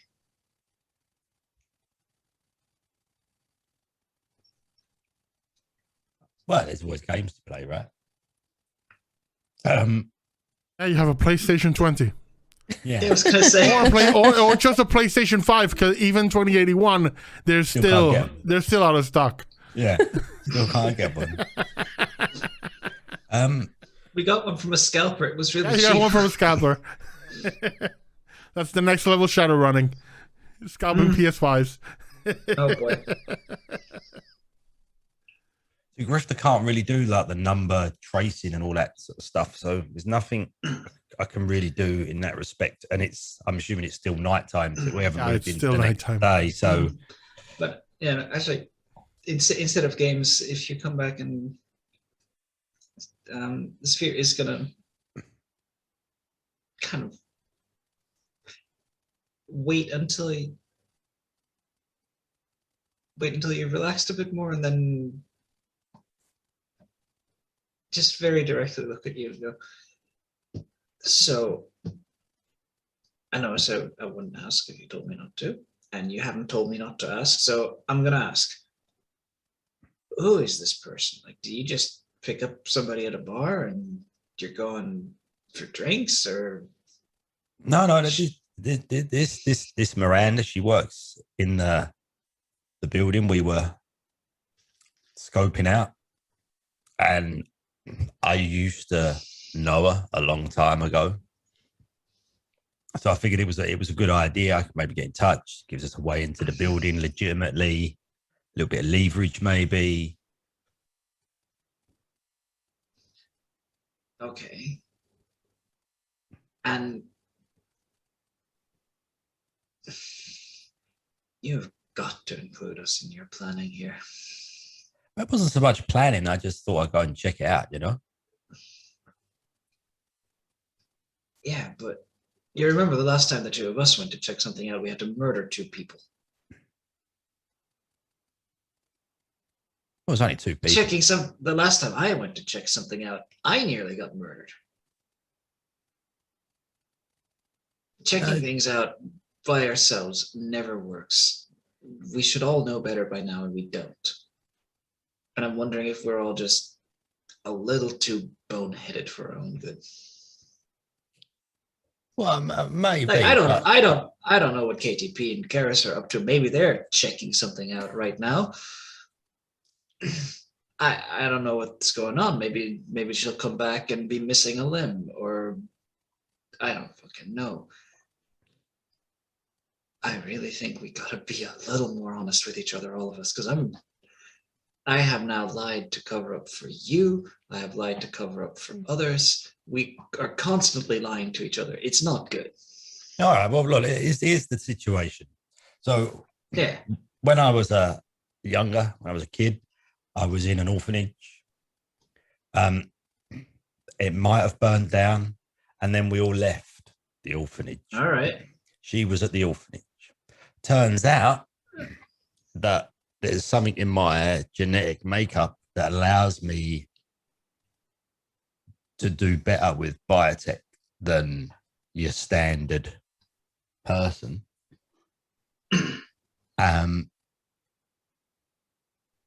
And I wanted to see if that was the same for her. Turns out, points at stab wound. It was. So that's how that happened.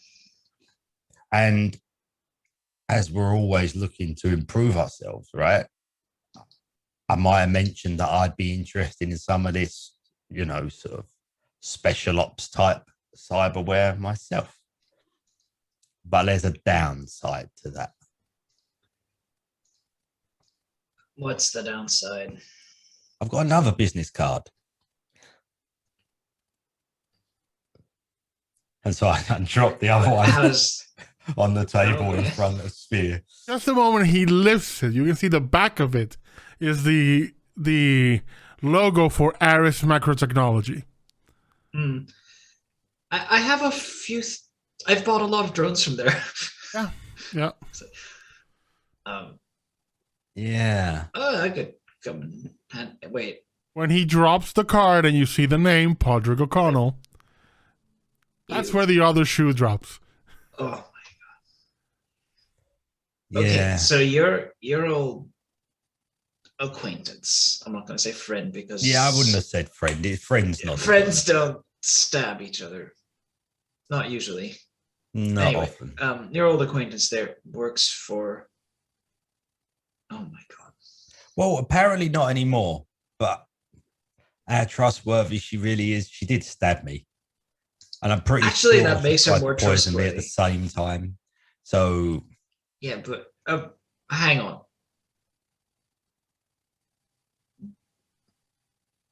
Okay, I see what's happening here.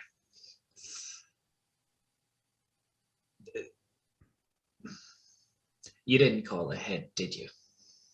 no. Actually, then the stabbing really does make her more trustworthy. You think? Well, it means she's looking out for herself and doesn't trust strangers showing up unannounced, which is a very healthy response to have to such situations. Because if she was working for someone who knows who we are, you'd probably be knocked out on some slab somewhere.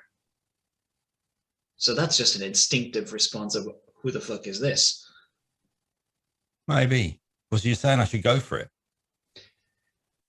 I actually have no opinion on that whatsoever, but I think we should converse with the rest of the group to prevent exactly this sort of thing from happening again. Okay. The problem is the rest of the group are going to Yes. say no. Then we have to convince them to say yes. Sorry, did you And say if- conceal it from them? Grifter, Yes. Grifter, Spirit. I get it. I am on your side if there's sides to take, but we gotta work together as a group. And sometimes as a group, the decision ends up being not to do something. And I hate it, but sometimes we should respect that. No, but Why am I sounding like the adult? The here? other I'm not thing the is, adult. right, this guy wants us dead, Yeah. which normally means we want them dead. Yeah. Well, now we've got a way where we could, track him, trace him, maybe lure him into a position where the shoe is on the other foot. Yeah, absolutely. That's a good point. It's just one of those. And I might get some uber new cybernetics at the same time, which, can only be a good thing. Generally, yeah. I just really want to make sure that I'm tired of us getting hurt because All right, we're well, off. when KTP and Yeah, like Gareth that does not look like a pleasant situation for you. I'm going to be honest. And if you lie to me and tell me that you enjoy getting stabbed in the stomach, no I one will enjoys run over getting your stabbed foot in the with this stomach. chair of mine. No, you're I right. mean, No, we no one don't kink shame here, but Yeah, but anyway, the point is, look, I got thrown, I'll come clean with KTP when she Yeah. gets back. but I want to be in the room so I can help diffuse the situation. I There's think Or, nothing to defuse. prove- I've done a good thing. Yeah, but you lied to do it. Yeah, but you said she knew I was lying, That doesn't make which it means okay. it wasn't a lie because she knew that I was not doing what I said I was doing. So that's fine. No. You lying doesn't get cancelled out by the person knowing that you're lying. That just makes it. It just means that when the repercussions come, it'll be harder. Oh, right. I see. That If they explains a don't know lot. you're lying, you get away with it. If they know you're lying, they're just setting you up to take a bigger fall. I'm starting to think I'm not a great liar. Grifter, you are many things that I respect about you, but we have got to have a chat about how to conceal the truth from people effectively. Finishing school. And you need to talk to someone who isn't me because I suck at it. I'll say about now, KTP would have returned with Karis. Hmm.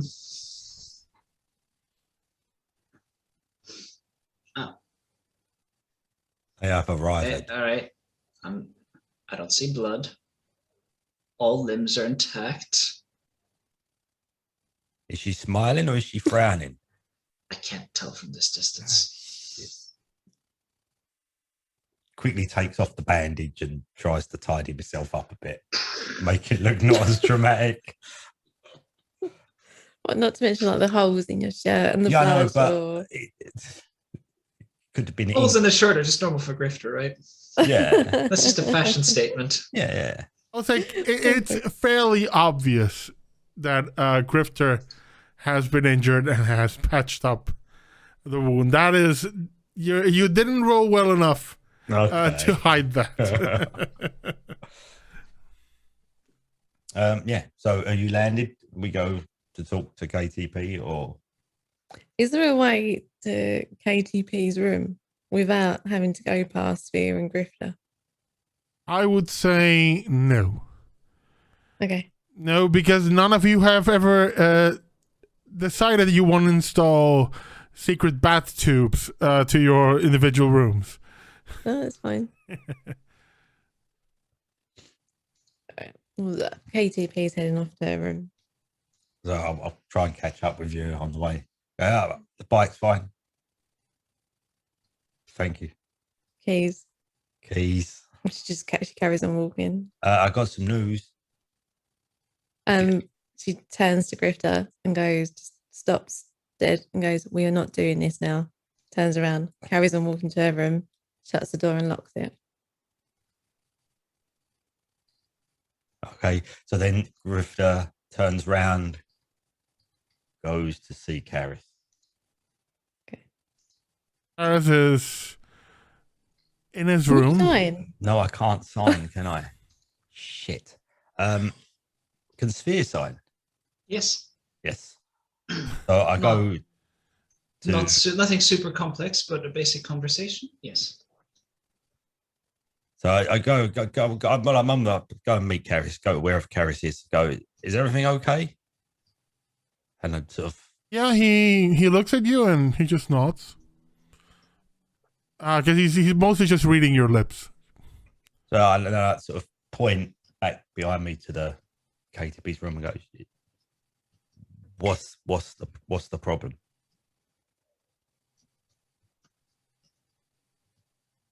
Huh. He just makes a sign for anyone who may be listening and not watching. He just makes a sign like, I don't know. Huh? The shrug. Just a shrug.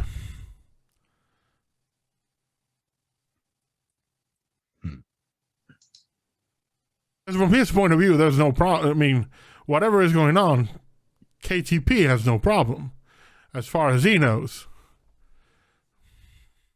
I'll go knock on KTP's door then. She's busy. She's doing something. I knock on the door. Please let me in. Please, need to talk It's to you. not even an answer. Really? Are we going to do this? I'm just going to ask, is Grifter going to force that door? No, because he's not a complete idiot. Just no. Was that because he knows that KTP still has the ability to get into his cyberware if she needs to? Well, no, not that. I don't think he's that far ahead, but obviously busting down someone's bedroom door is a bit shady, isn't it? So yeah, there's a line. Okay. And having just had the conversation with Sphere about, talking to people and stuff, probably not the way forward. Right. So, all right. So I'll head back to wherever Sphere is, and she's ignoring me.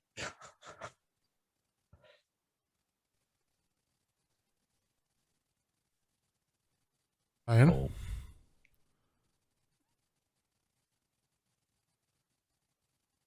She's just not talking to me at all. So I don't know. I've tried. I thought so. Hang on. I'm trying to figure out. It's one of those like. In the meantime, I'll. Yeah. Give me a second. I need to figure out how Sphere is going to respond in this situation. KTP, you see the analysis that's completed. Perfectly, let's call it natural human markers. No genetic markers for cloning. Nothing out of the ordinary. All right. So, because obviously she's been having these conversations with Sphere, and the impression that she's got from Sphere is that it's going to be less likely that Lawrence is a drone than a clone. She's just going to assume that right now at this second, until she has that conversation with Sphere, that Lawrence is human. So she's going to send, even though, what's his name? Mixer. Oh. Even though Mixer is in the Matrix, she can still send him a message via comms. Yeah. So she sends Mixer a message saying, need advice. Can I come see you in a day or two? Yeah, of course. My bar is always open. And she puts thanks. I appreciate it, and like a heart or something. And then she's going to try and sit down and figure out a way for somehow to write some software to try and convert Karis's sign language into speech. That is completely feasible. How long would that take, out of curiosity? We can make it a long task. A set number of hits that need to be hit, and each unit of work is a day's work. Okay. I think for this, because it is for one part, it's like a translator. So you have let's call it base symbols and their meaning in terms of letters and words, etc. Plus some form of motion detection and visual aspect of it. So it's likely something that will be, you'll put on a camera and be worn as part of a comm for any of your group that will, translate sign to audio. Yeah, what she wants to be able to do is create something where if they're out in the field, obviously she can transmit back via comms as to what she can see and what's going on. So she wants to be able to do that with Karis, and for Karis's signing to come through as speech, and for her speech to go back to Karis as signing. Or can Karis read? Can it go back as text? Karis can read. Yeah. So all right, to go back to Karis's text then. Go on, Dave. Let me know if I'm overstepping. Would it make sense to set up basically a station so that if Karis is at the base while we're out, what you're saying about converting sign to speech, that we could all just receive it, basically have it tied directly to all our comms, so we have someone who can essentially be ground control. Yeah. I Just- actually think it would be something both video, like can be done video, but also it's the kind of thing you could put on characters, like a set of like haptic gloves that would track the movement, and based on that create the signing and the symbols, and it means symbols for the software. I would say this will be a 20 hit piece of software.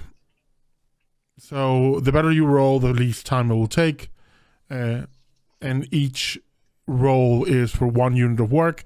Each unit of work is a day. Okay. Plus, then getting the physical components, but that's something that's money. That's no roll involved in that. All right. So if you want to roll, that'll be a logic and electronics. All right. Let's do it. Logic Yeah. 6, electronics. Right. So to kind of get things moving, I've got 4 edge. I get a bonus edge from the logic.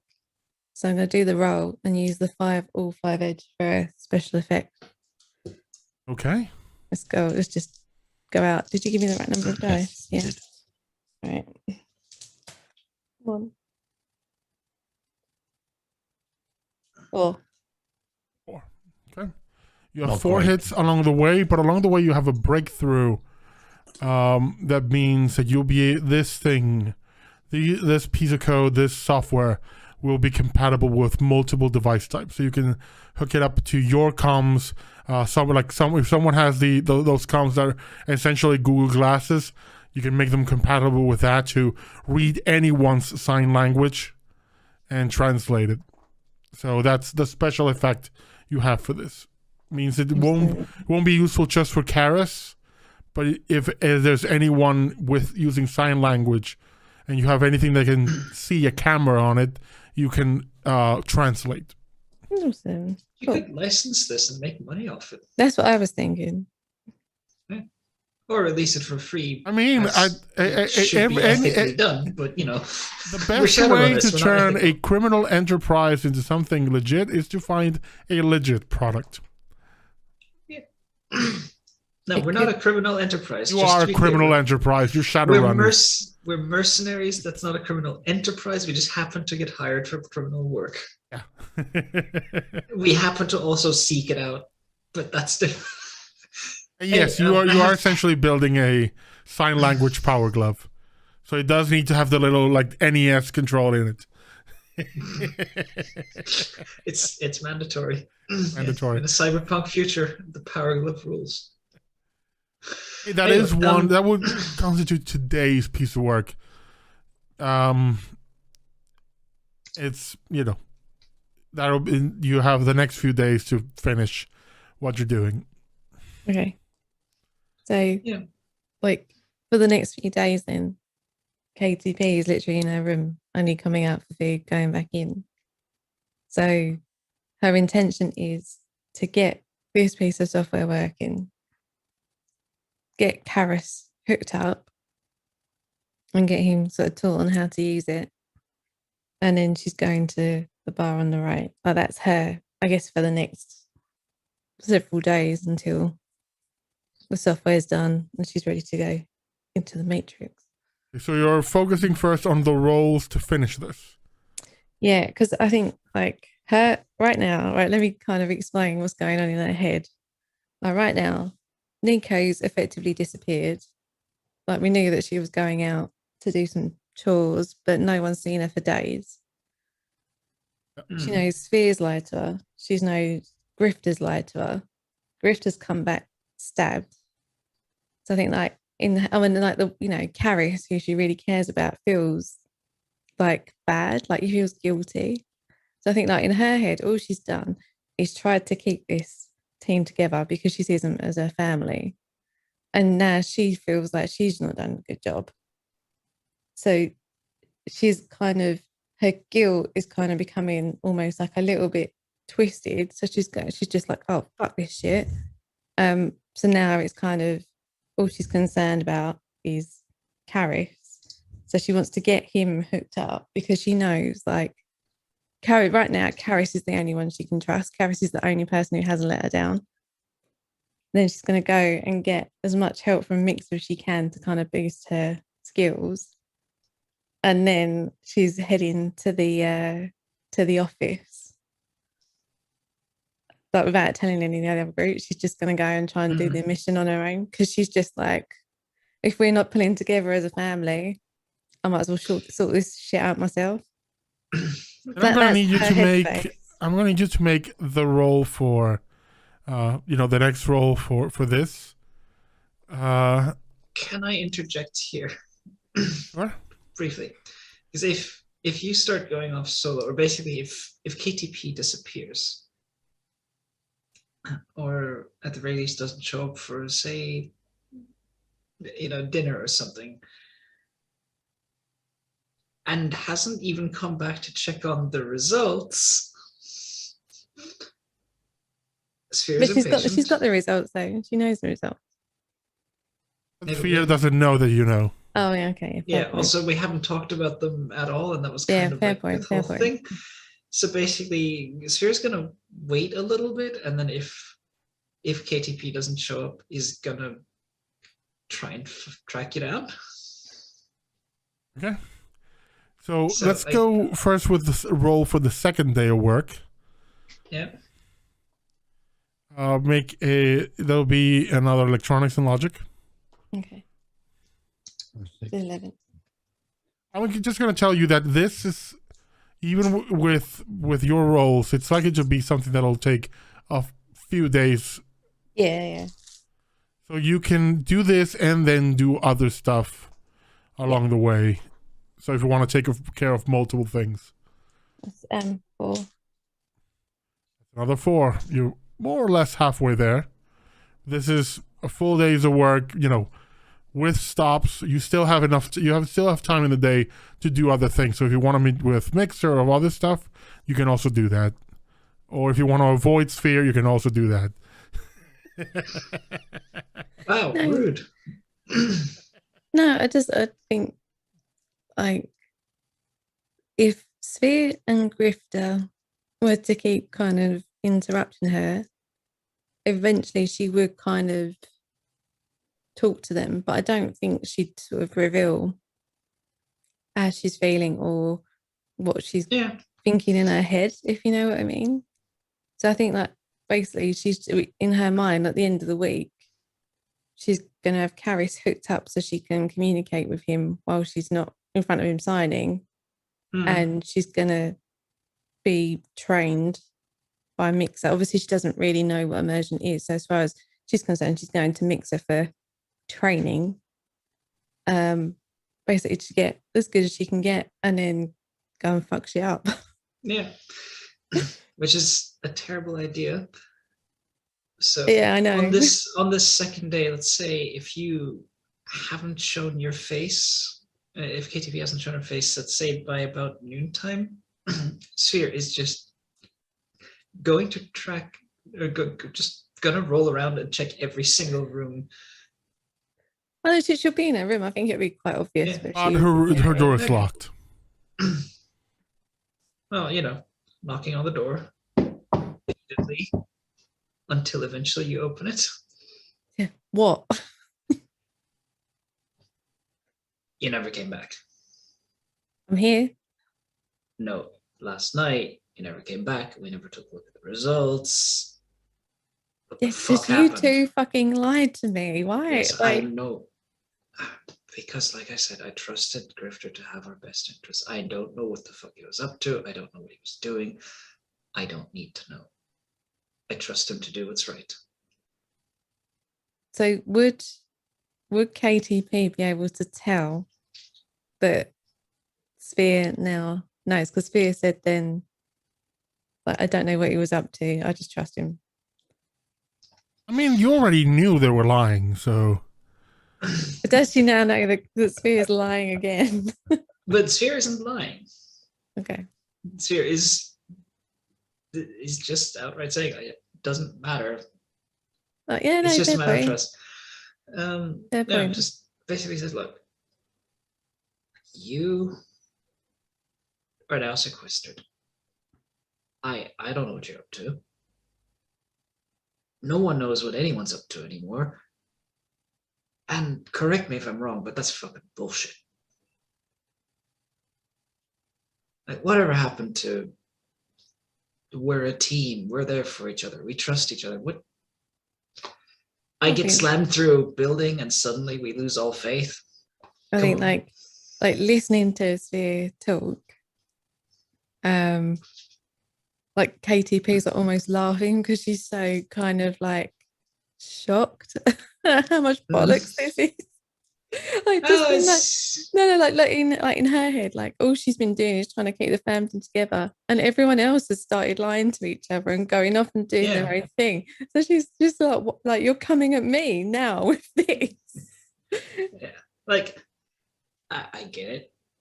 I know you don't like being lied to, and I felt bad about it. For what it's worth, I really felt bad about it. But for once, I just didn't want to see an argument. I just wanted things to move. And I don't know. I don't know what we need to do, but we need to do something because we're fraying. And if I can see it, then it's gotten real bad. So she says, well, if you can see it, then you can figure out how to fix it. And once you figured that out, come see me. No. I can't figure out how to fix it. That's not a solo job. You know better than that. Come on, look. You're frustrated. You're angry. Again, if I can see it, we've crossed a few lines here. I'm not gonna say you don't have a right, because you've been lied to by like 3 different people in the past week. That's gotta suck. I'm one of them. I'm the guilty party. I know that. But there's gotta be a better solution than just seething quietly at each other, right? Who says that I'm seething quietly and not doing something? You may be doing something, but I don't know what you're doing is another thing. And neither of us knew what Grifter was doing when he went to West London. Exactly. I'm not gonna press you, but you were mad at not knowing what Grifter's doing. And now you're not letting us know what you're doing. And don't you see the cycle we've come into here? But you're having this conversation with me, and right now we've got a team member. We don't even know where they are. They're not even in the base. Yes, I know. That's another problem. So I'll tell you what. You go sometimes find I wish Nico. I put trackers on everyone. You go find Nico, and then we'll talk. Deal. But promise me this. Don't tear Grifter's throat out. Like, you know, I'm not saying treat him with kid gloves, because he's a grown man, he can take it. But we all got to come to the table and be prepared to both give and take. Oh my God. This is the find most... Nico, and then we will have this conversation. You know, I'm starting to understand why... I'm not starting to understand.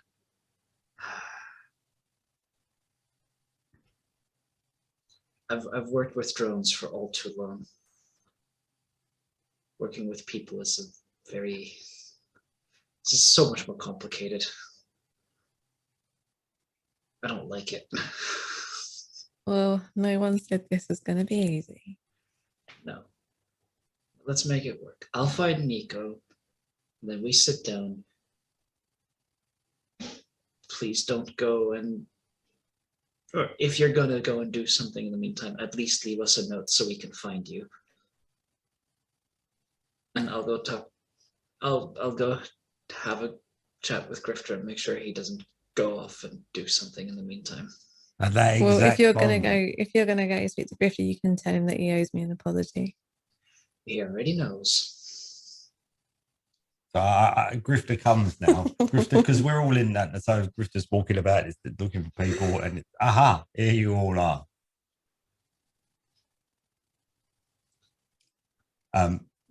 Sorry about the bike thing, Sorry for what, Grifter? but maybe not being completely honest about the bike thing. And why were you not completely honest about the bike thing?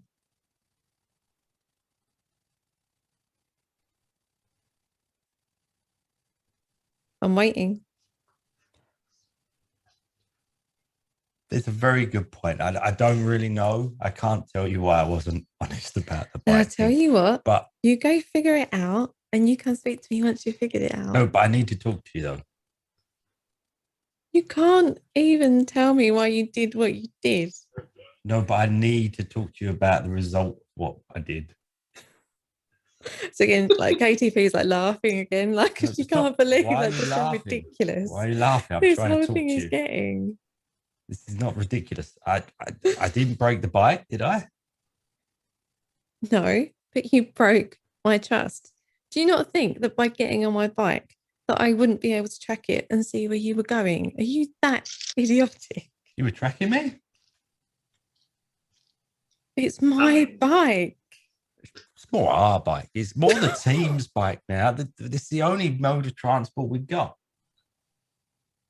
But I was like, you know, Sphere has been trying to slowly wheel themselves backwards away from this conversation, and at the point of tracking, just there's a moment of professional pride that comes in and goes, I mean, I track all of my stuff too, so. See? well, when do I get to track anything of mine? No one gives me any track. Where do people get this shit from? Anyway, I've got some information. Do you want to know it or not? It's quite important. Oh, I'm kind of debating how much of a bitch to be. Oh, 100%. No, we're trying to fix this. Go from kissing the pixel to bitching the pixel. Go for it. I love it. No. And then, okay, so she looks at both Sphere and Grifter and says, go find Nico and then we'll talk. And then she shuts the door. Grifter looks at Sphere, goes, Nico's not here. No one knows where the fuck. Oh, God's sake. Tell you what, I did make it clear that we need to figure ourselves out. I was told go find Nico. Will you help me find Nico, and then maybe we can get around to all this a lot sooner. We're not taking the bike though.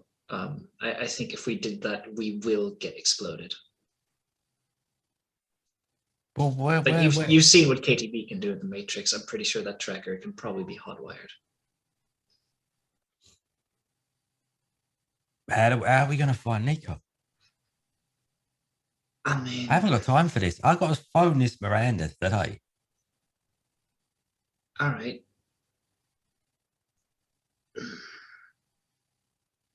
No, we'll do it. Finding people, part of my deal. I have many eyes, and I'm going to put all of them to use. And you can help with that. Give me 3 hours, and we'll have Nico. 3 hours. All right. Well, if I haven't spoke to KTP within 3 hours, then I'll just I don't know. It won't be a group decision, right? We gotta make group decisions. I also want to just get moving on, but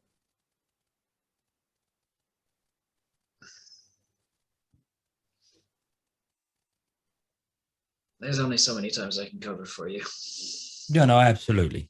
But I'm trying to be honest, right? Yeah, but it's think of it. Think in your own terms. When somebody's pissed you off, your first immediate reaction isn't, Shoot okay, 'em. let's sit down and see. So if you don't shoot them immediately, you might think about it later on and maybe not shoot them. And that's what KTP's doing right now, considering not shooting us. Metaphorically speaking. Okay. Anyway, the point is, we gotta figure out where the fuck Nico's at. Right. Can I help with that? I don't really know. Yeah, I've got more drones that I can run at any given time. I can give you one of them. All you got to do is pilot a joystick. Ooh. Oh dear God. With no piloting skill. Out of character, literally all Grifter has to do is fly it in circles above the town and look through the camera. Oh, that It's drone, got a that camera drone, on it. that drone's going places. It's Yes. got a camera on it. But I'm also going to Oh, find my Karis. word. But I think that's probably something to wait until Cat's back. Yeah, that's something that we'll say is happening along the way. I'm going to ask a question out of character again. Sorry, this is directed at Grifter again. With the whole Miranda situation, is it more about Miranda, or is it more about your past, or is it more about the tech? Like, what is it? I'm aiming at the tech angle at the moment Right. I'm just wondering if there's anything because going on even with Grifter's Miranda. not stupid enough to think that getting stabbed is a sign of affection. So I think there's no Okay. Yeah, I don't think it's going that way. So yeah, tech. All right. Just checking. Maybe in Grifter's world, like a stab is like a first date, you know? That's that's first base. Yeah. Yeah, Okay, we don't talk about second base. so while they're taking care of pursuing the Nico angle, so KTB will deign to talk to them. Is KTB just continuing with the programming or going to visit Bixer? Well, I guess both. Like, she's just intent on like getting these two things finished. So let's make the roll for the third day, and then we'll take care of Mixer. Okay. 11 again. Yep. Is 5, 10, 11. and someone kindly gave me a dice boost too, so I might get that in there now if we can.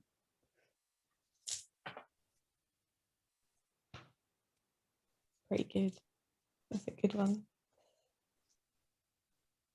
Dice. So that is 6. It's now 14. You're one good roll away from being done.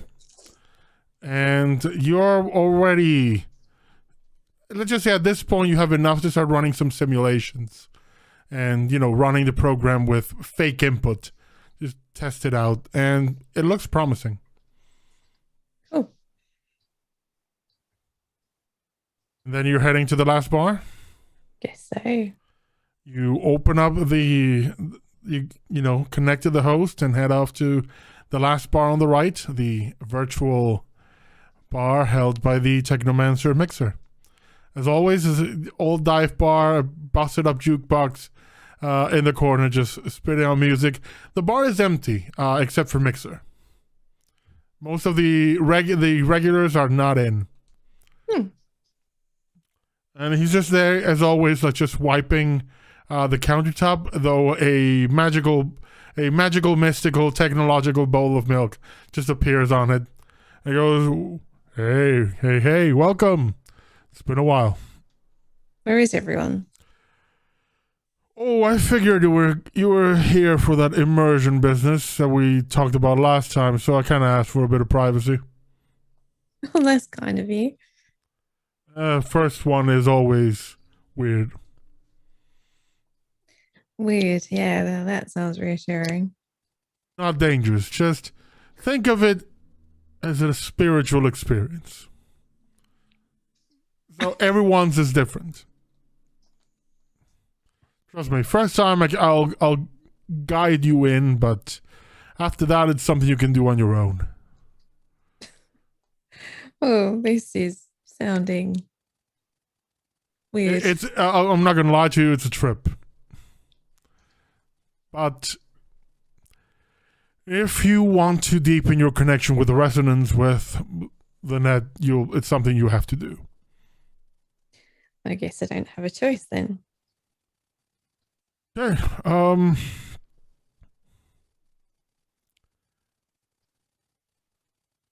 Let's start with this. This is the best way to go forward. Just, stand in the middle of the room, middle of the bar.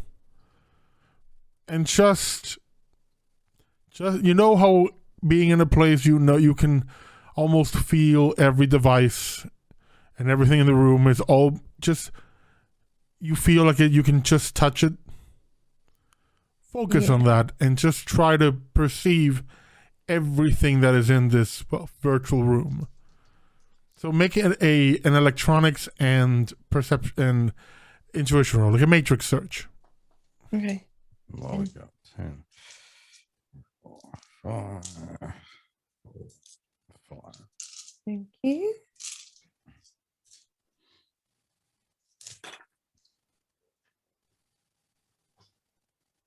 Five. You stand there in the middle of the last bar and you feel all the virtual devices. You feel the jukebox, the lamps, every little thing in here that would be electronic in a normal bar. It says, now that you have it, stretch forward.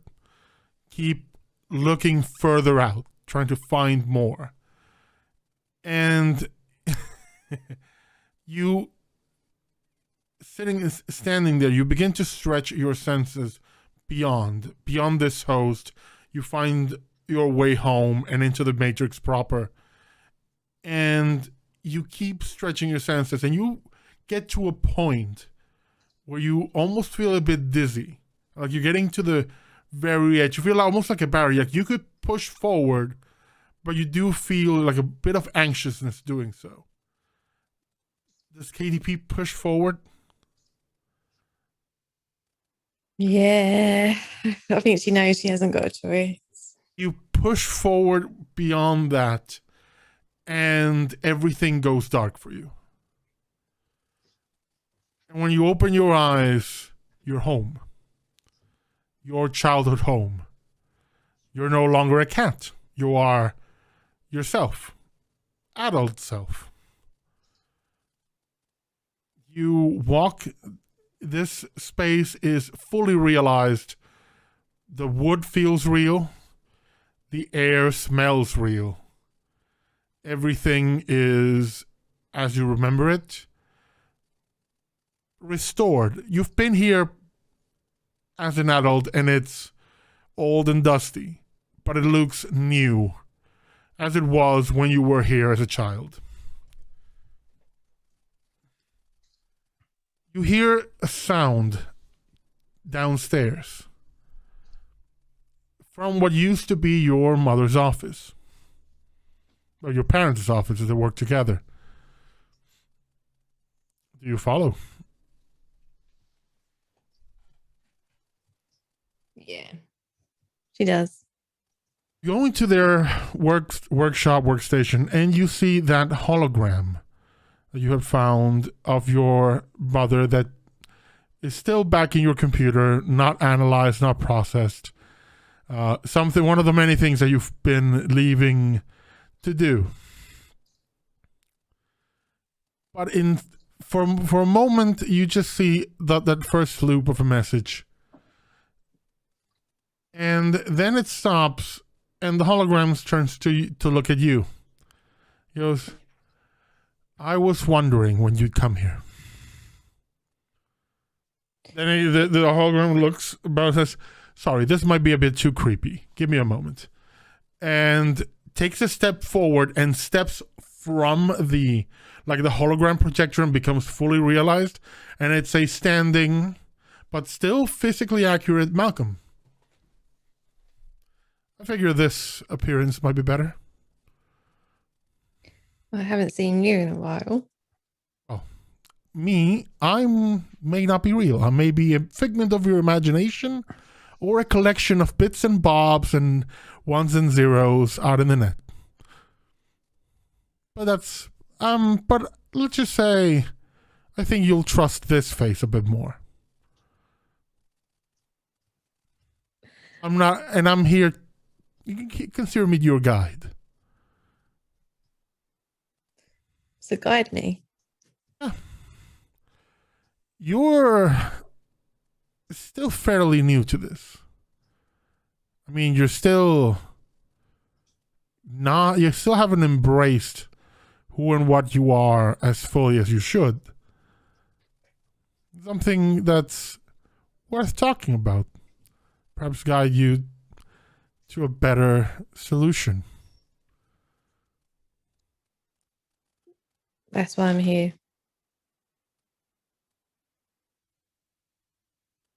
In a way, something I want you to ask yourself. What are you afraid of?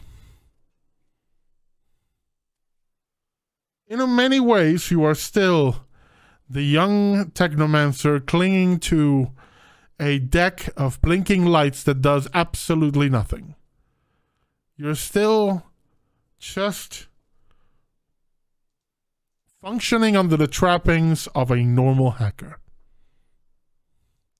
Just breaking into host A, cracking device B. But every time you've come ever close, even remotely, to flexing your muscle on this world of ours, every time you've tapped into the resonance to do something truly marvelous, you've recoiled. Gone into yourself, terrified. And you see the images play out behind him in their own, almost like little bubbles. And you see that moment where you altered the very shape of the Matrix when you were rescuing Firestarter. And you sent all that strange signal that distracted everyone and destroyed them. And the moment where you popped Flashfire's head like a melon.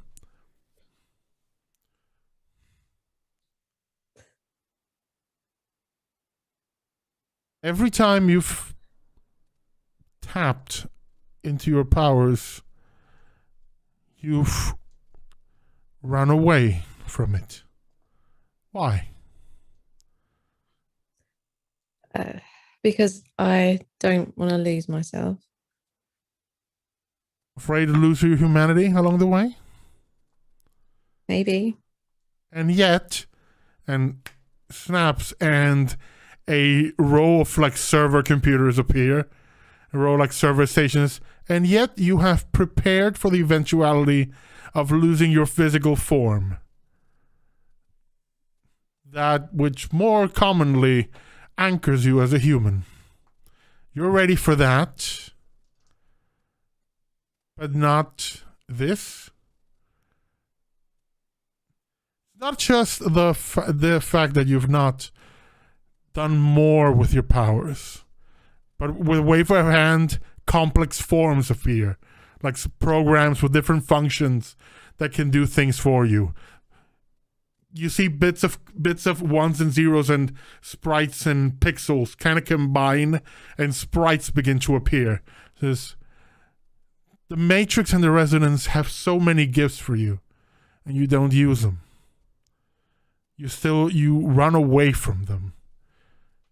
When they can, even right now, even as you're working on helping your winged friend, they could be doing so much for you. Yet you run away from them. What are you afraid of? Losing myself and not being able to find my way back. Another snap of the finger, and Sphere appears. Grifter appears, and Nico, and Karis, and Mixer, Malcolm, Lawrence, everyone around you appears as Then you trust them to anchor you back. They they know who KTP is.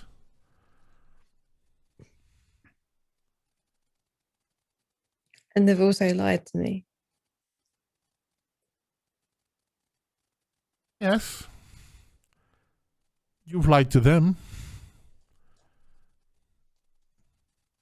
You've done things. You've held things back. None of them know that you have a backup of yourself. Yeah, I do. Nico does, out of character. One of them knows. Kind of. You're still keeping that secret. We all keep secrets. Some to protect ourselves. Some because we're afraid what others might say. That doesn't mean you can't trust them. And then you hear that recording of Spear saying, I trust Grifter to have our best interest at heart. Because he does. Not only that, but another image appears behind them. And it is a moment from your base, you waking up from a nightmare and every light exploding. The moment there's a follow-up moment where you discover that the deck you have is just a bunch of blinking lights that do nothing. That moment, they were there with you. You made it through that with their help and the help of this face. Don't you think that if you were to lose yourself just a bit, they'll be your anchor back? I'm assuming that Karis is in this. Yeah, there's everyone, even everyone you've met, everyone who's interacted with KTP in a positive way appears there. Right. Yeah. So then she sort of looks at the image of Karis and says, yes.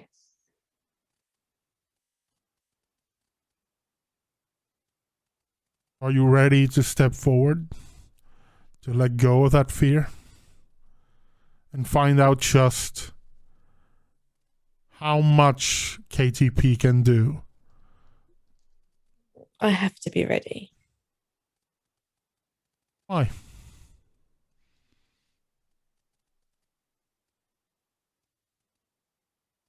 Do you need to be ready for yourself to grow and see just what you can do, who you can be? Or is it because you want to do everything and keep everyone safe, even at the cost of your own life?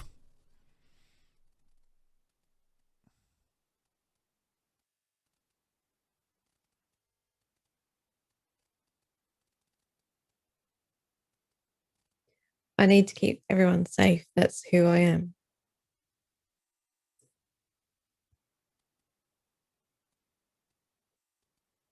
And if this is how I have to do it, then I'm ready. Are you?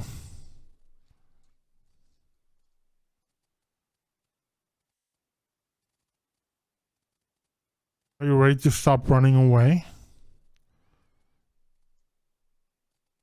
Yes.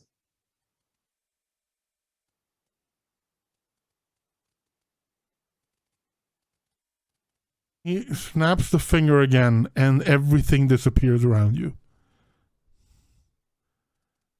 And you are adrift. Even the ground disappears.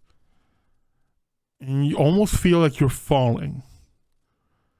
There's this sense of vertigo as you go deeper, deeper.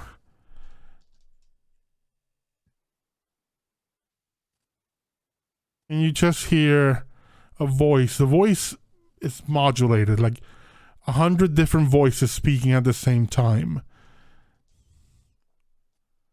Are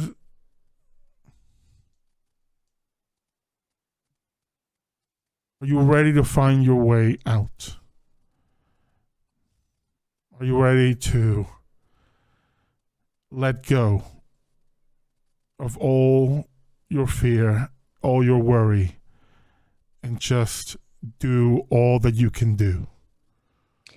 At that moment, she closes her eyes and imagines that she's flying with Carrie, because she knew in that kind of instance that regardless of how dangerous it was being up in the air above London, that nothing bad was going to happen.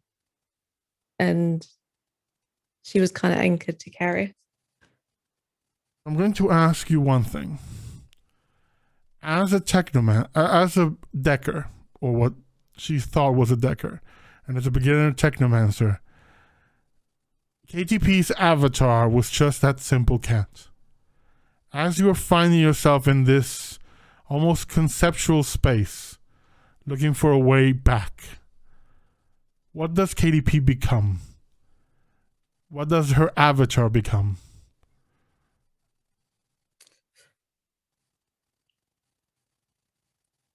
Turns into a bird. Just a bird? She's then, and then in her head, she's flying next to Caris, not being held by Caris. Okay. What kind of bird?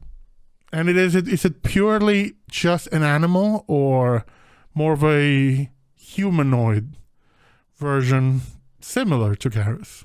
No, it will be an animal, but like, I don't know, I have to find a picture. But the tail will be kind of feathers that turn into pixels. So as it flies, kind of the pixels sort of fall away. I like it. I think it would be, I think an image with this that I think goes really well is the very classical image of a phoenix. It has like 3 tails There we go. that Done. just flows into flames and smoke, and in this case would be pixels. And you fly out and you start going up and realize that you were not lost. You were not in an empty place. As this transformation takes place and you start moving up, you realize you were in layers of the Matrix. You were in layers of data, of history. You almost in the deepest layer, you almost see everything blocky and highly pixelated as you're looking at the past. Like you're passing through the history of the Matrix and all of its versions until you find yourself to the modern era, and almost with an explosion of light that Mixer actually has to look like just almost blinding him, you are back in the bar, changed, different, but maybe better. For those of you on the base, for the last 10 minutes, the lights have been dimming and glowing with each of KTP's breaths. And just now they've gone very bright, and then everything has returned to normal.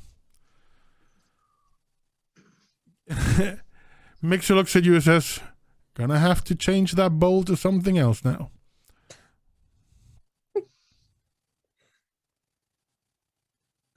Okay, So he does tell you, for the record, 1, you look good. 2, I told you it was going to be a trip. And 3, if you ever change your mind on how you want to look in here, that is your choice at all times. I don't know. I might stick with the feathers for a while. Fair enough. Just thought I'd mention it because a lot of us tend to think it's something you're stuck with. But no, it's just it's a face. It's a mask. Oh, how do you feel? Tired. Yeah, that's how it is. You should go back and rest. Though if you need anything from me, let me know. Is everything else okay? It will be. Did you hear it? I'll be here if you need me. You know I appreciate everything you do for me. Hey, just looking out for a friend. The same. And you head back, and your immersion has raised by 1, which means your maximum resonance now has also increased. And now you get to choose an echo. I'm going to go and look those up right now. Just like someone doing an initiation gets a benefit, like an immediate power, immediate ability. As a technomancer, at the end of your immersion, you come back and have your connection with the resonance deepened, and you can get a power from it. There is one of them is, I'll give you the list and you can choose. One is called Skin Link, which means you can manipulate any device just touching it. No need to hack it. The moment you touch it, it's yours. One called Resonance Link means you can establish a low-level one-way, like an empathy link, with another technomancer of your choice. As long as you're linked, you can sense their mood and emotions, and you know if they're under attack or stress, in pain or in danger. It only works in one direction, so only you know what's going on. But, if you both take the rest, that echo, you can feel it. I don't think there are any technomancers relevant for this. There is overclocking, meaning you get another initiative die when you're in the Matrix. You already have a bunch of those because you're in Hot VR. You get even more. Neurofilter, you get an extra die to resist biofeedback damage. That's for like dump shock and other stuff. Mm-hmm. Matrix attribute updates. You pick one matrix attribute, so attack, sleeves, firewall. In your case, those are logic, charisma, willpower, etc. You increase it by 1 while you're in the matrix. You can take it multiple times, but at only each attribute can only be increased once. Machine Mind. You gain the benefits of a rating 1 control rig. So you are a living drone control rig. That's another possibility. And this is something we already were kind of using, so I'm going to alter it. It's called Living Network, meaning your person can be the hub of a personal area network. We already were saying that you were the hub for protecting all your own gear. So instead of using your comms or a deck or anything, we were using you to defend against those. What I'm going to change this is you can become the hub of what's called as a wide area network, which is you can be the hub to protect your group's gear if they're around you. That's the other option you have. Is there any of these that sound interesting? Is it something that I can think about? And yeah, you can think about it. On the book, they're on page 195. I'll have a decision by the next game. Okay, cool. With that, you return to your room, and immediately you get almost a notification that your backup has updated. You have automatically updated yourself in your backup. And you're back having done the immersion. And I think that because also we're kind of over time, I think that is a perfect place to leave this game. I'm going to give you all 10 karma for this session. And if KP wants to spend more karma just on doing immersions, cool. I'll find more trippy trips for her. We'll see what we can do. I thought Skin Link was going to go in a whole other direction. That's the next episode. I mean, it could be. But yeah. Listen, fleshlight means something very different in Shadowrun. Oh. And see if Griff to find another hand. You remember that one? Oh, that was the hand job, yeah. Didn't say that. Nothing to do with me. Yeah, right. So yeah, thank you all for joining us. Thank you all for watching. We're back. I think we're back. I think in 2 weeks. KTB, if you can confirm for me. Yeah.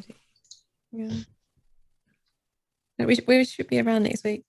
We should be good. Cool. Then we're back next week with our next episode, and bring Nico in for the big powwow, the big fight. In this corner, weighing absolutely nothing, KGP. We're going to have a weapons check, make sure no one brings anything to the table. Yeah, power down. Leave your shivs with Karis. So, yeah, that's going to be it for us for tonight. Thank you all for watching.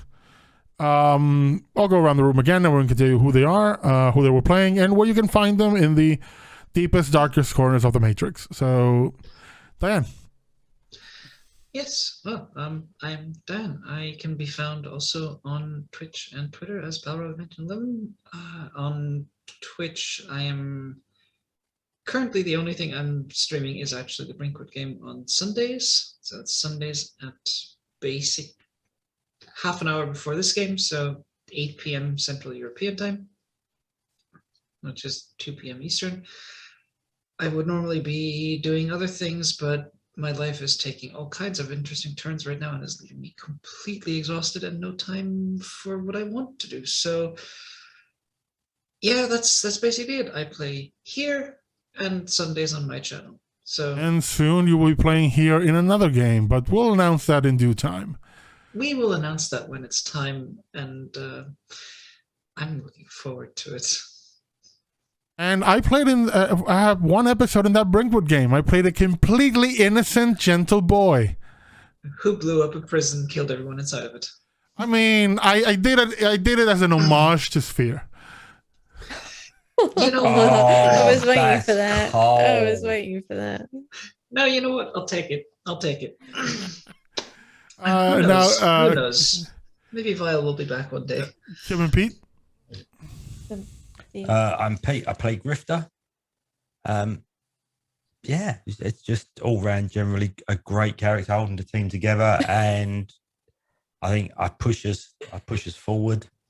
I want to shoot and stuff as much as I can, and you won't find me anywhere on the internet apart from here.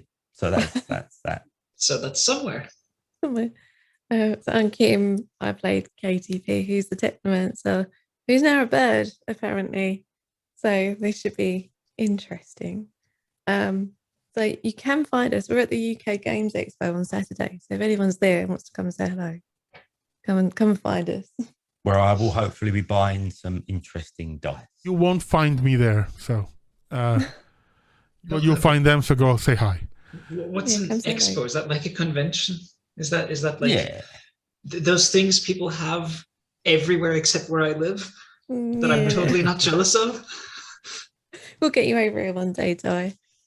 We'll find a way of bringing you over. I'll find a way of bringing everyone over so we can have an on the table game. Yeah. Or I could bring everyone here. Anyway, it's gonna be a huge commute for Kat. It's gonna be a huge commute for somebody. That's it for us for tonight. The only thing I will say is that tomorrow at 7:30 p.m. EST and after midnight here in the UK, is the premiere of our Peanuts Season 3. We have a brand new cast, a brand new game, a bunch of demigods doing some really, really exciting things. It'll be fun. It'll be fun. I have a fun story for them. Celestial troubles with stupid solutions. So you'll join us for that as well. And yeah, that's it. Thank you for watching. We hope you had a good time, and we will see you next time. Bye.